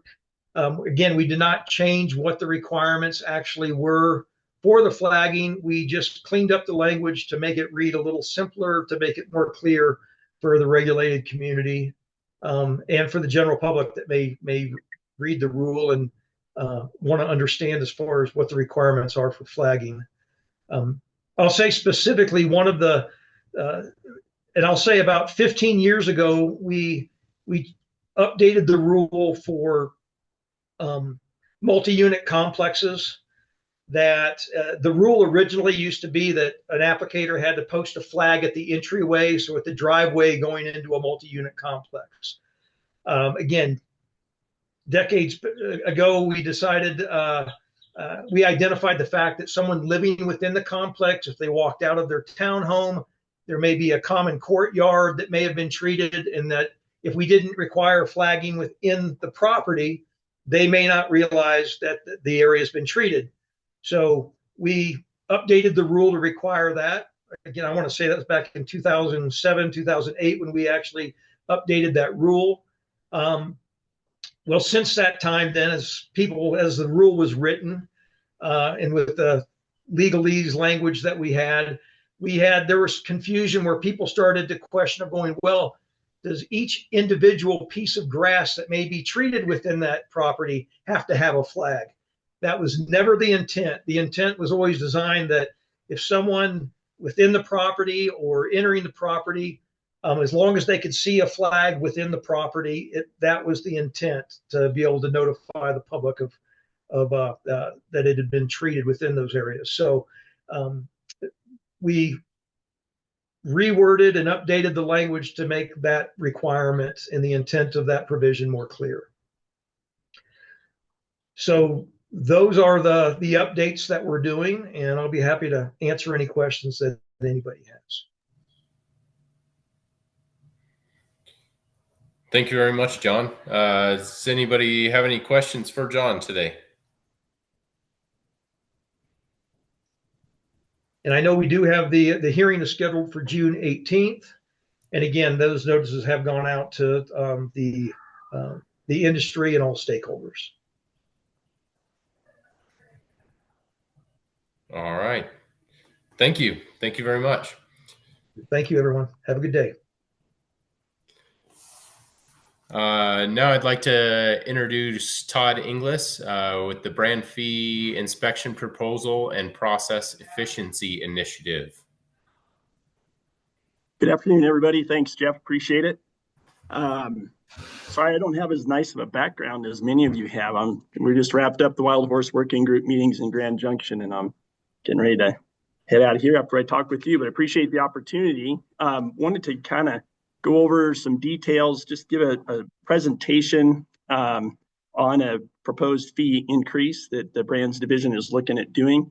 Kind of give you an idea of where we are financially, and then why we are in this position financially, and then what our plan is to get out of it. But before I do, I wanted to give special thanks to Kate, to Hollis, to Jennifer Hughes, Madison, Melissa Guthrie, Olga, Chuck Koyman, our attorney, and the whole brand staff. They've been great at helping and just the assistance of pulling this whole thing together and getting things lined up as we start the rulemaking process. So I will share my screen.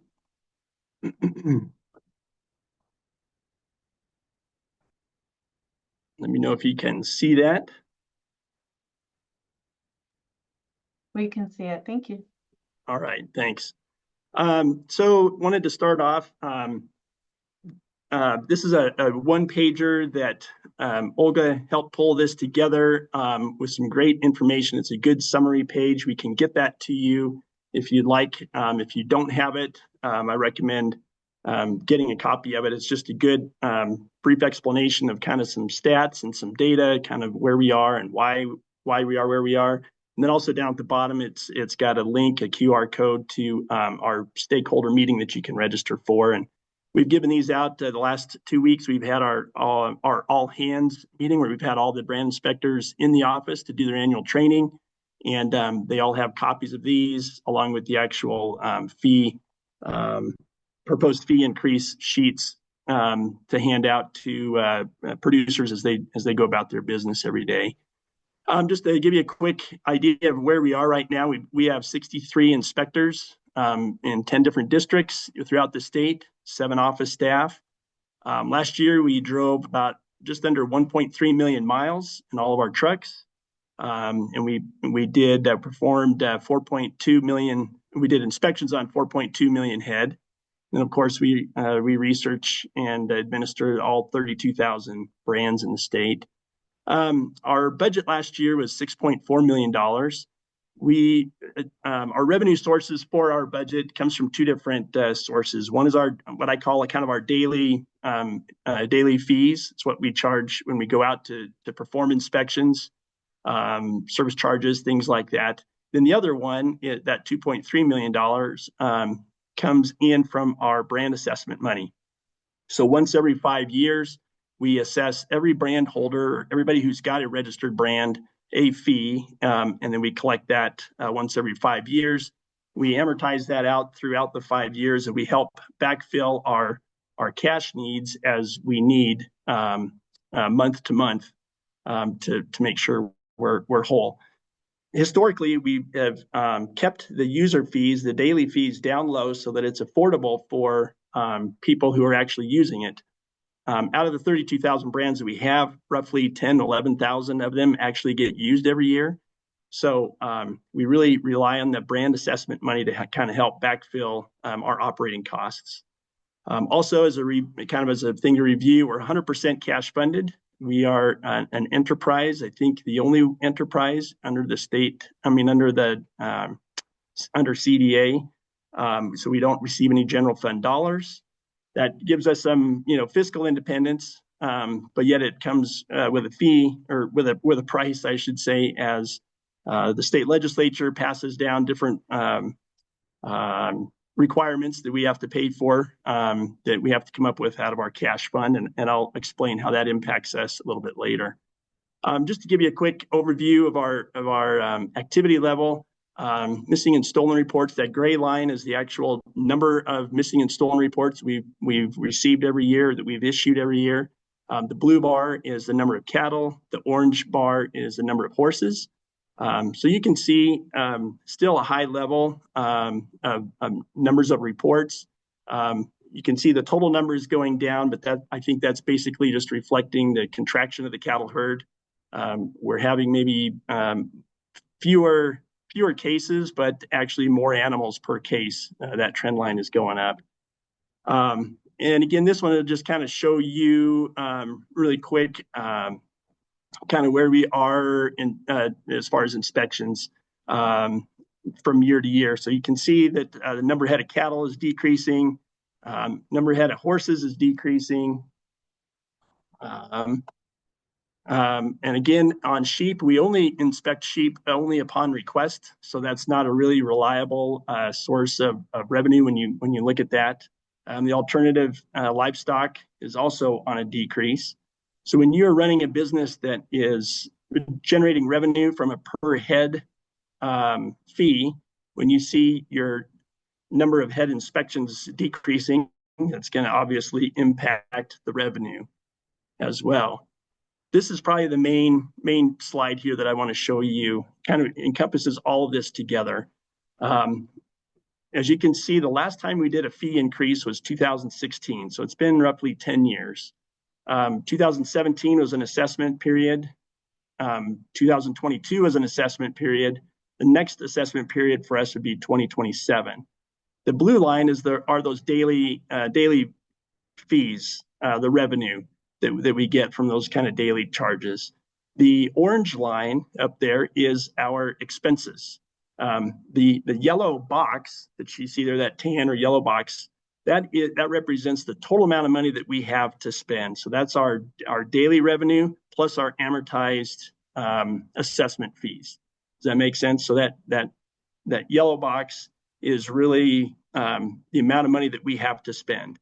So you can see as of fiscal year 2022, we had some expenses come through that pushed us through that top of that. And we are now operating with expenses that are outpacing our revenue. If you were to look at this kind of as a pie chart to kind of get a picture of what our main categories, what our main buckets of expenses are, this is kind of how it looks. Law enforcement in general is very heavy on the personnel charges or expenses, just because law enforcement is a very people-intensive business. I was at a meeting about 2 weeks ago. The FBI special agent in charge was giving a briefing, and he talked about their budget, kind of similar to this, and they operate up in the 90 percentile as far as personnel. So I think that's going to be common in a law enforcement type environment, but I think it graphically shows a big picture of where we are. Now, these next few slides I'm going to go through pretty quickly, but just want to kind of capture what I tried to do when I was.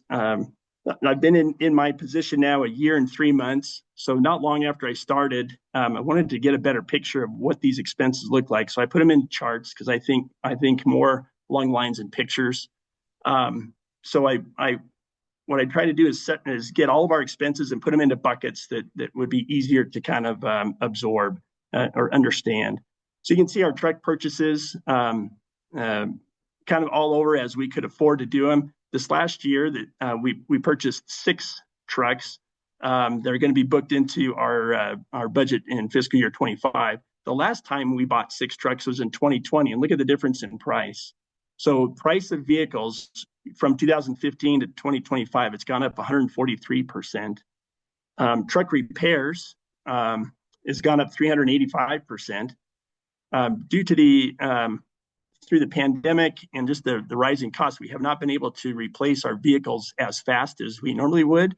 So we're actually driving older vehicles, and those expenses, those repairs, not only because of labor cost and parts cost, but the actual repairs themselves are costing more because they're bigger repairs.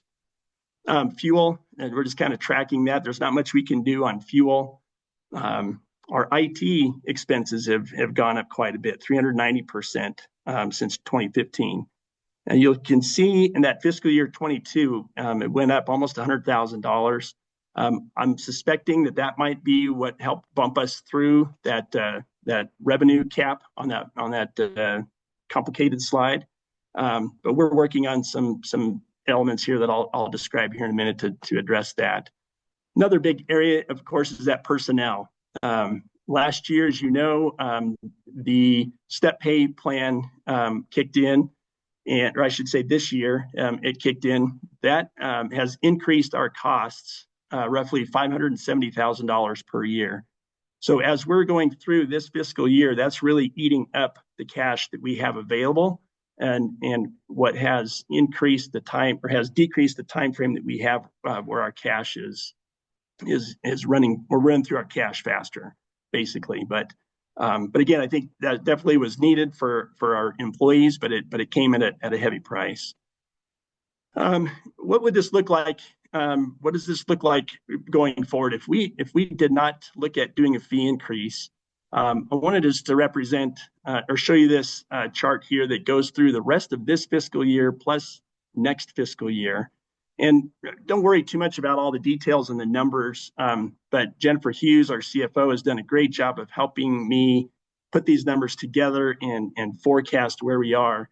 But if you can see, we're operating in the green from now through August But as of September, we're forecasting that's when we will run out of cash reserves. So we'll be out of cash then.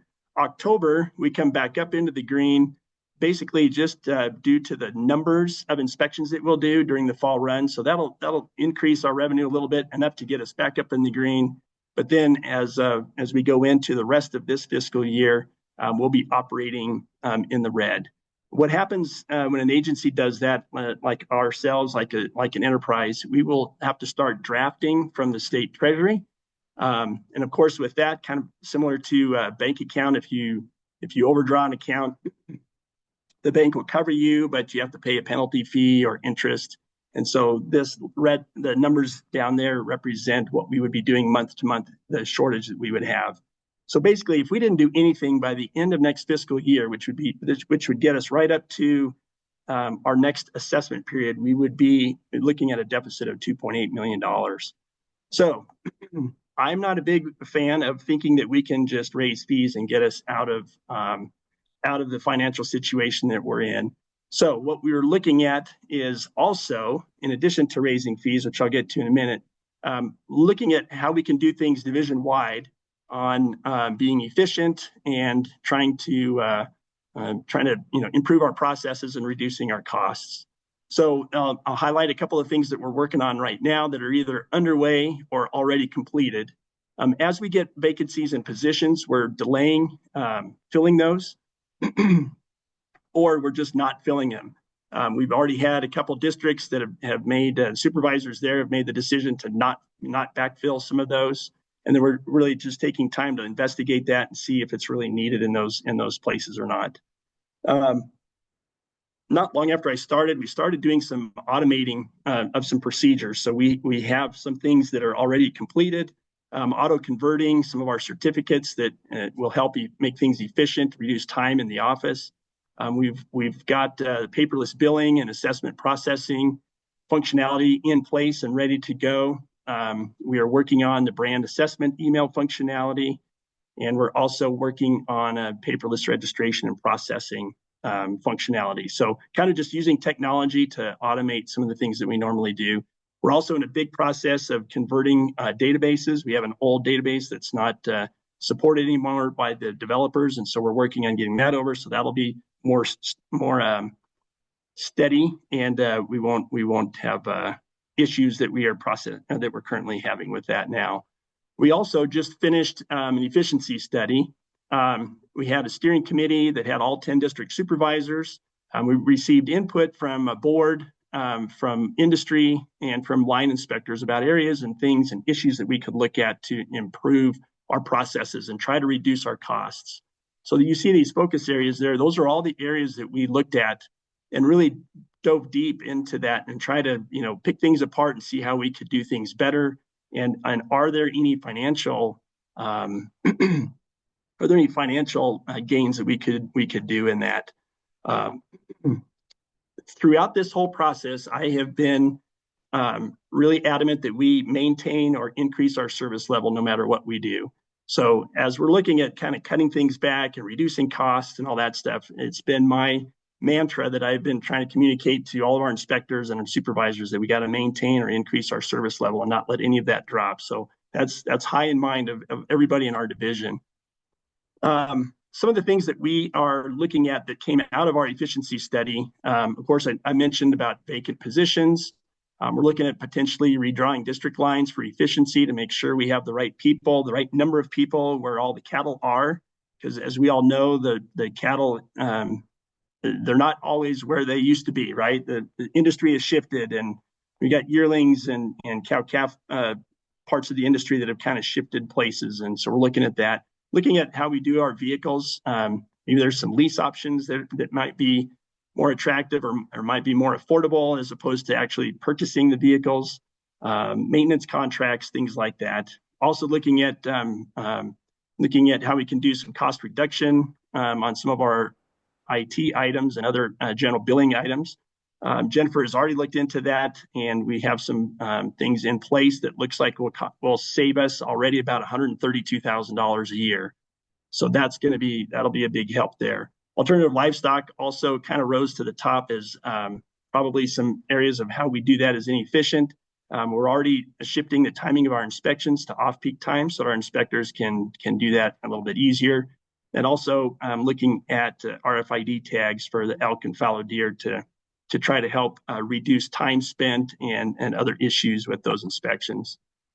We're also looking at billing and payment processing efficiencies, increasing our online system, how that and the ease of use of that, how that works for our producers. We're also, another big thing that we're going to be working on is our outreach and education, both to producers and law enforcement, and then strengthening our enforcement roles and our protocols and how we go through the legal process. So through all of that, as it turned out, those aren't going to be enough to close that financial gap. So we are going to have to look at raising fees. And again, a lot of numbers on here, but what I really want you to focus on are those the bottom totals there. The columns are fiscal years. So as you can see, 23 to 24, we finished in the green. Where we are expected here in this fiscal year 24-25 to finish at a loss. That's the first year of the step plan kicking in. 25-26, if we go ahead and are able to get our fees passed and approved, then we're looking at partial year with those fee increases. But as you can see that even with the fee increases, that's not going to be enough to get us up into the green again. So that just goes to show you the importance of our assessment fees and why we also need to raise those as well. So if we get that done in January of 27, that should get us back up into the green. We'll have repaid all the money that we drafted from the state treasury, and we're moving ahead from there. The next assessment, like I mentioned, is 2032. So even this new plan and approach gets us operating in the green all the way up to fiscal year 2030 to 2031. So we still have the chance to become more efficient and to try to cut more cost as we go through that process. So if you look at that, what we're trying to do, that gap that we're trying to close in the next 5 or 6 years is going to be roughly $2.7 to $3 million. We've got some things already in place that we think over time are going to help us close that gap. I won't go into details of all these fee increases. These are all available. The proposed fee increases are available on the Brands page, Brands web page through CDA's website.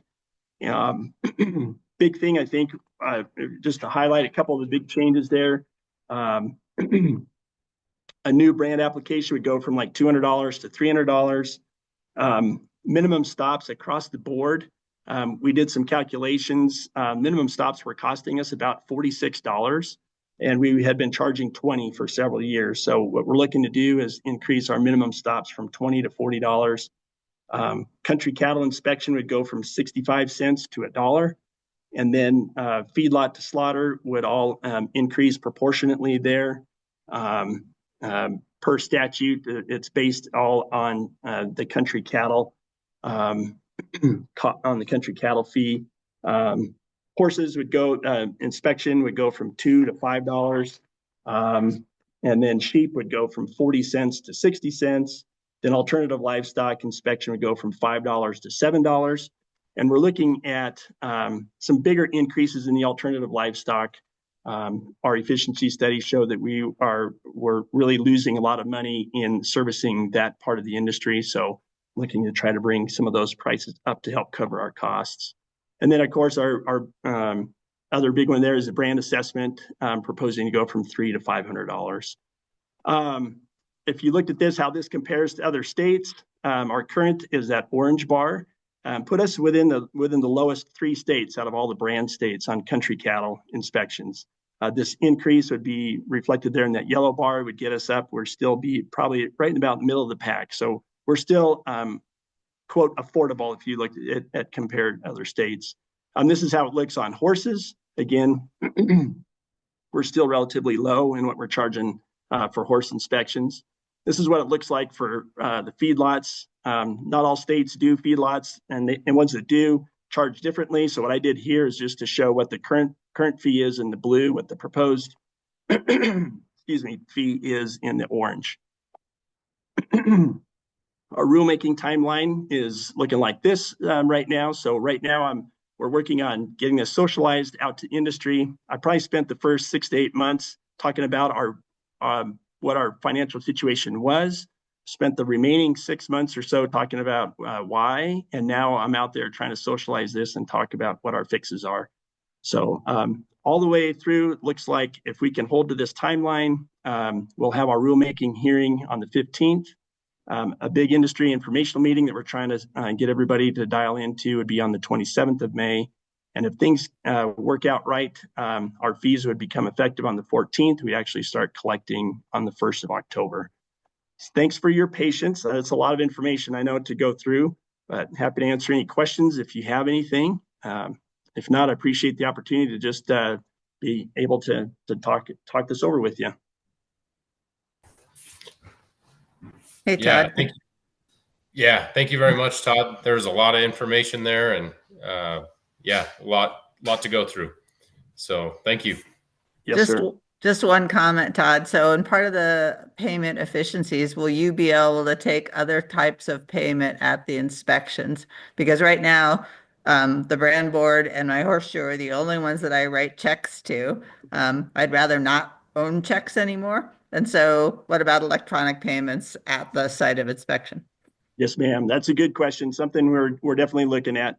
Of course, the technology is a little hard in a lot of areas. We don't have cell coverage, but we are looking at being able to access potentially satellite coverage in those areas, so we could do some credit cards. Would that be the preferred way you'd like to do it, is credit card or cash? Yeah, no, credit card's fine. I don't usually have cash either these days, but checks are really getting more and more difficult unless people have them. Yes. Yeah, that's a great point. And yes, we are looking at that to see what we could do consistently out in the field. So Thank you. That's a good point.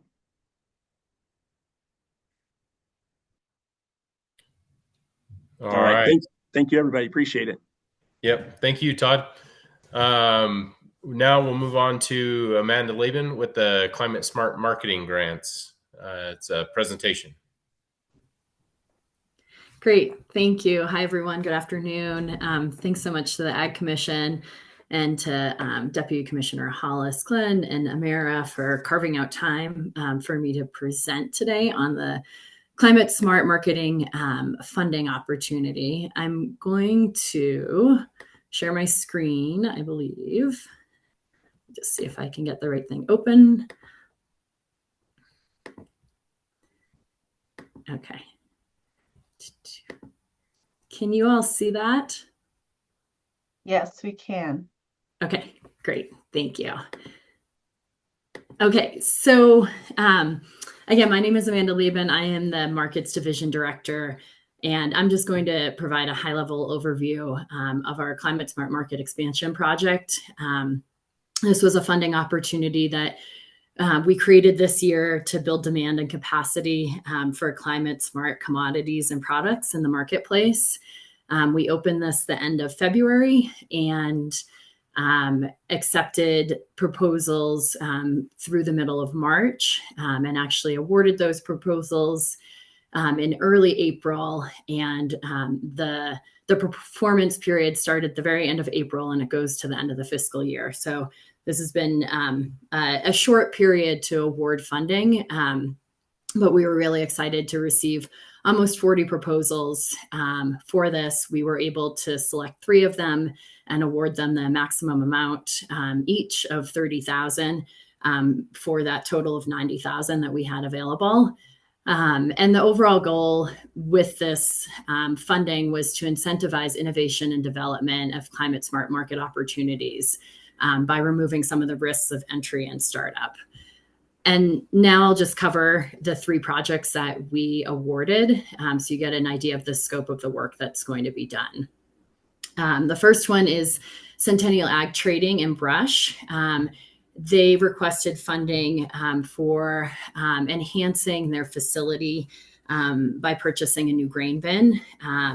And so this is going to allow them to accept a wider variety of drought-tolerant crops They are working on new contracts with buyers who are interested in organic and climate smart products.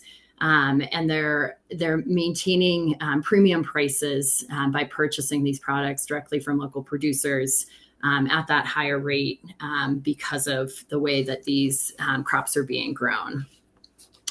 They're also going to work on some of the marketing initiatives around outreach and education just to help further expand the interest in climate smart products.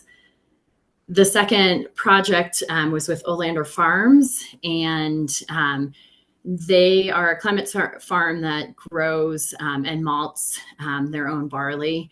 And they work with their adjacent business, Root Shoot Malting. And what they're going to do is work with a company called Downforce Technologies to conduct farm level soil organic carbon assessment on their barley fields.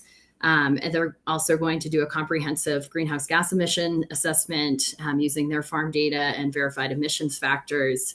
And then they're going to produce and supply the malt produced from those climate smart fields and deliver, they're estimating 1,200 pounds of malt to New Belgium Brewery. And the idea around this is to get data for using in a carbon neutral beer.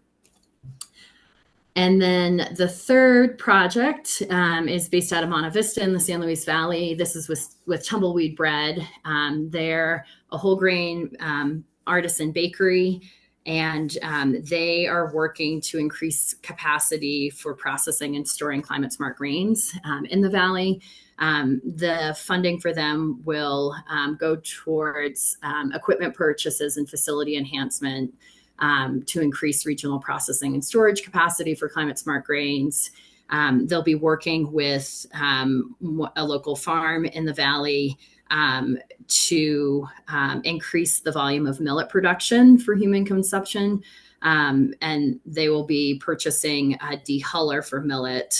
That's one way they'll be helping. And then they're also purchasing a countertop stone mill to be able to mill some of the products down at a finer grain level for consumer purchasing. And then they'll also be utilizing or purchasing new storage equipment. Additionally, they're really focused on that consumer education. So they will be creating marketing materials and storytelling through new labeling on their packaging, as well as point of sale displays.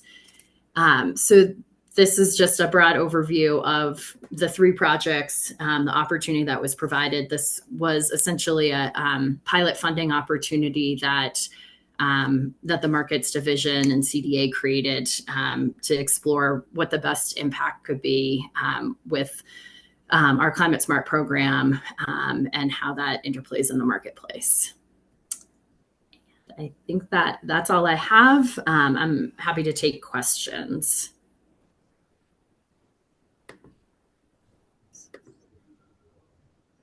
Was this a one-time funding opportunity, or will this grant come around again? We're hoping to be able to offer it again in the next fiscal year. We're still exploring sort of how that aligns with our other strategic priorities. The Climate Smart Market program is a term limited program.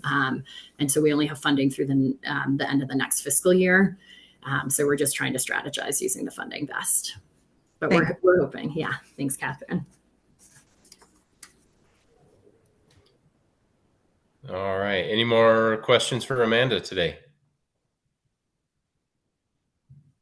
With none, thank you very much, Amanda.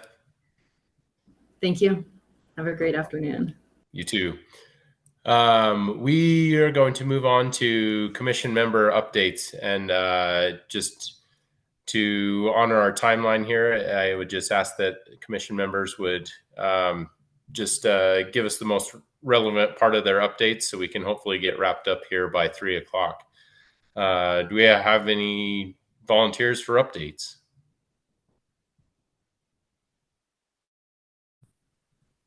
If not, I can go, Jeff. I All right. Thanks, Colleen. Well, first of all, happy birthday to David. I think it was yesterday. Welcome, Amanda. It's great to see you on the screen. And Jeff, congratulations. You did a great job chairing the meeting on the fly. So Thank good you. job. I I think those are important things to bring up. Things around here, the wheat's looking good. The corn is and the sugar beets are kind of popping through. Some of the farmers, a few around here are growing barley, so we'll be curious to see how that all works out because this is the year that the transition happens with storing it and everything. So we'll see how that goes. Like Kate mentioned, the federal programs, we're kind of keeping an eye on the EQIP because we do have a request for funds in on that. So we're curious to see where that's going to go. And that's just a watch and see. Last night we got a half an inch of rain, so that's very much appreciative at all times.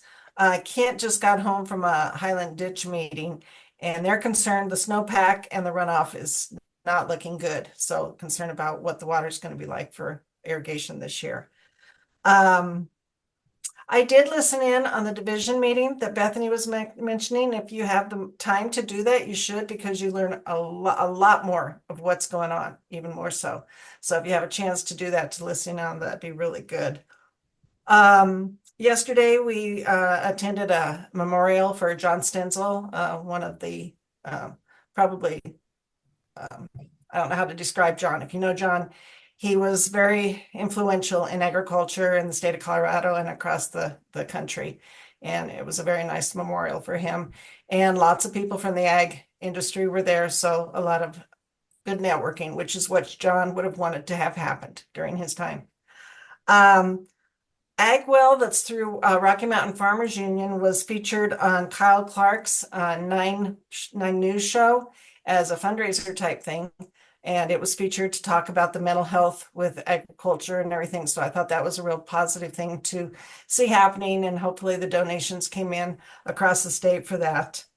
Let me see here. Final thing is when I listened to the commission appointments with the Ag Senate, I found it very beneficial when Senator Roberts asked if the commission members were meeting with the public, and Commissioner Greenberg was able to inform them that we do when we are out there and meeting in person, we are having public forums. So that was a real feather in everybody's hat that I can see on the screen today. So that's all lots of things are happening in the Pepler household. Our son bought a house, and our daughter and her husband are in the process of some adopting.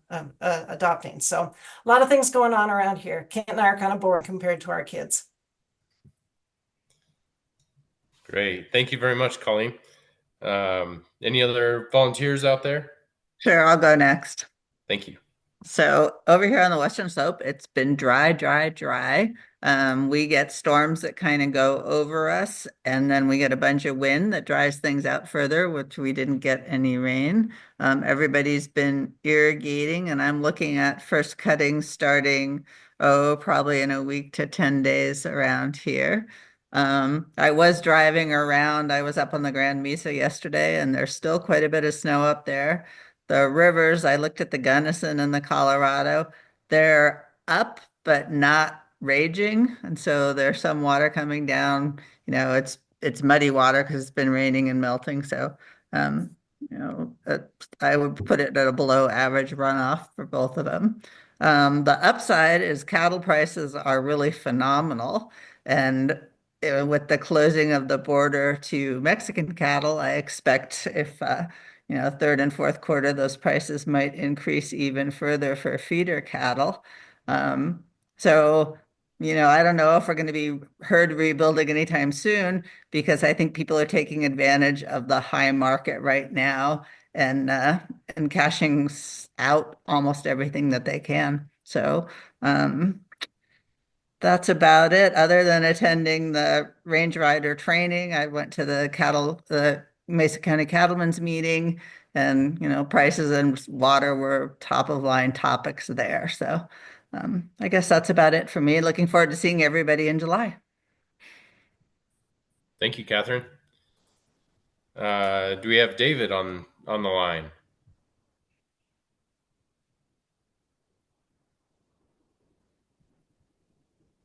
Can you hear me? Can you hear me? Yeah, there we go. Thank you, David. Sorry. Hey, yeah, things are kind of crazy out here. I'm actually got a bearing broke down my planter right now and trying to put it together. So anyhow, out this way, yeah, it's extremely dry. I cannot believe we're not in the Palmer Drought Index. The wheat and everything is starting to burn up significantly.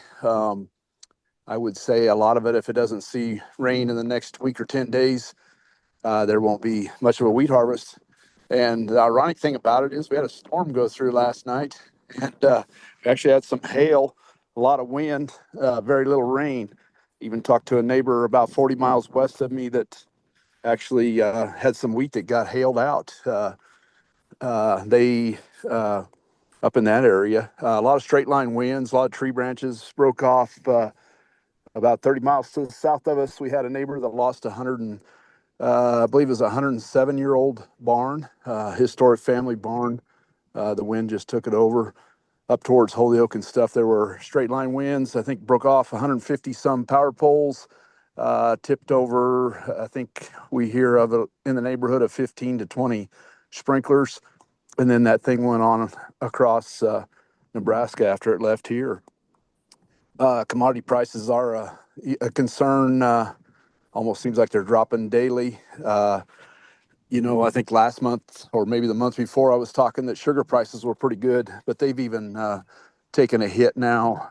So that's kind of bad news in the sugar beet industry as well. Cattle prices are good. Matter of fact, as Catherine said, probably very good with the drought. I think people aren't even hesitating if there's something that needs to be culled or needs to go to town. They're taking them right to the sale barn. So there won't be a whole lot of herd expansion.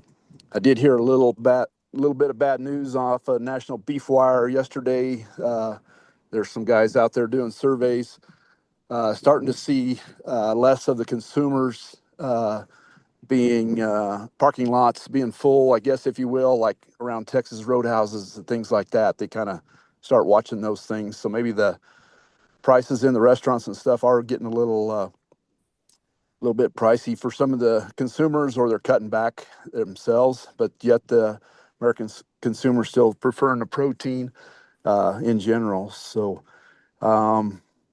sure looking forward to interest rates decreasing, but they just aren't. There's a lot of concerns out in the farm side. The fertilizer prices are working their way up again too, so the expenses on the production side aren't going down much. Other than that, yeah, we're kind of trying to wrap up some corn here. There's a few guys starting to plant some beans.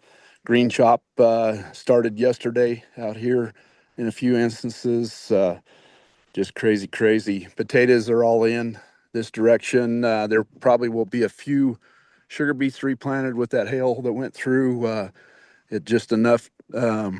They were up just enough, and they're pretty vulnerable at this stage that it probably broke a few off that can't regenerate. So there'll probably be some replanting of that. Other than that, I better let you go. Thank you. Thank you, David. Simon, are you available?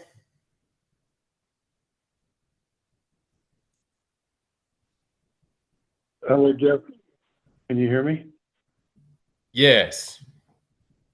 Okay, let's try this. I want to start off and what Colleen said. Thank you, Jeff, for stepping in on a quick basis that you always take for granted that everything's going to work just right. It didn't, but Amira, thank you for getting me on, at least on the phone and video, and I was able to at least listen in today. So thank you, Jeff, and welcome Dr. Amanda Weaver to the commission also.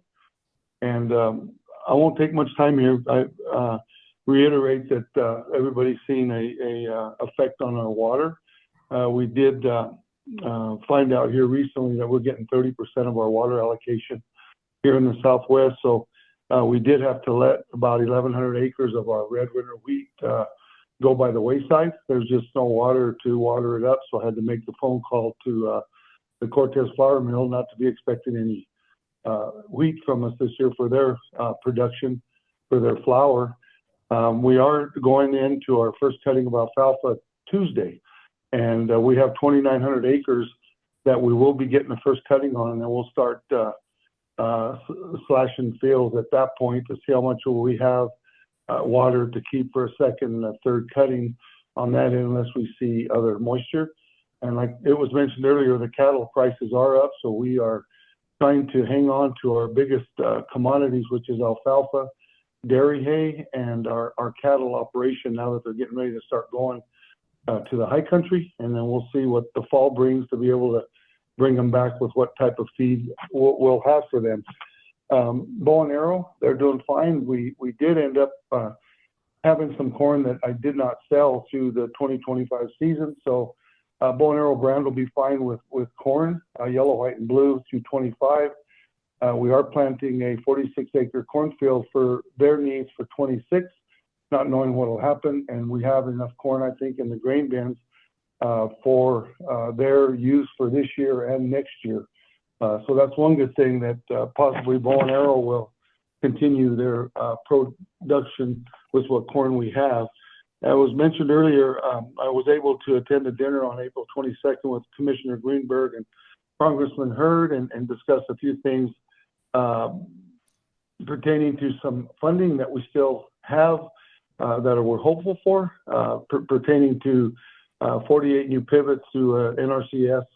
We'll see where that goes, and also the Red Arrow Regulatory Reservoir for engineering design on it. And then also the grain bins that we're looking to be able to do some value-added small grains in case this is a pattern for the future. We can maybe do some other type of production pertaining to small grains or seed production. Leadership Montezuma was out here today. We do have Water Education Colorado coming June 3rd to kind of tour the project.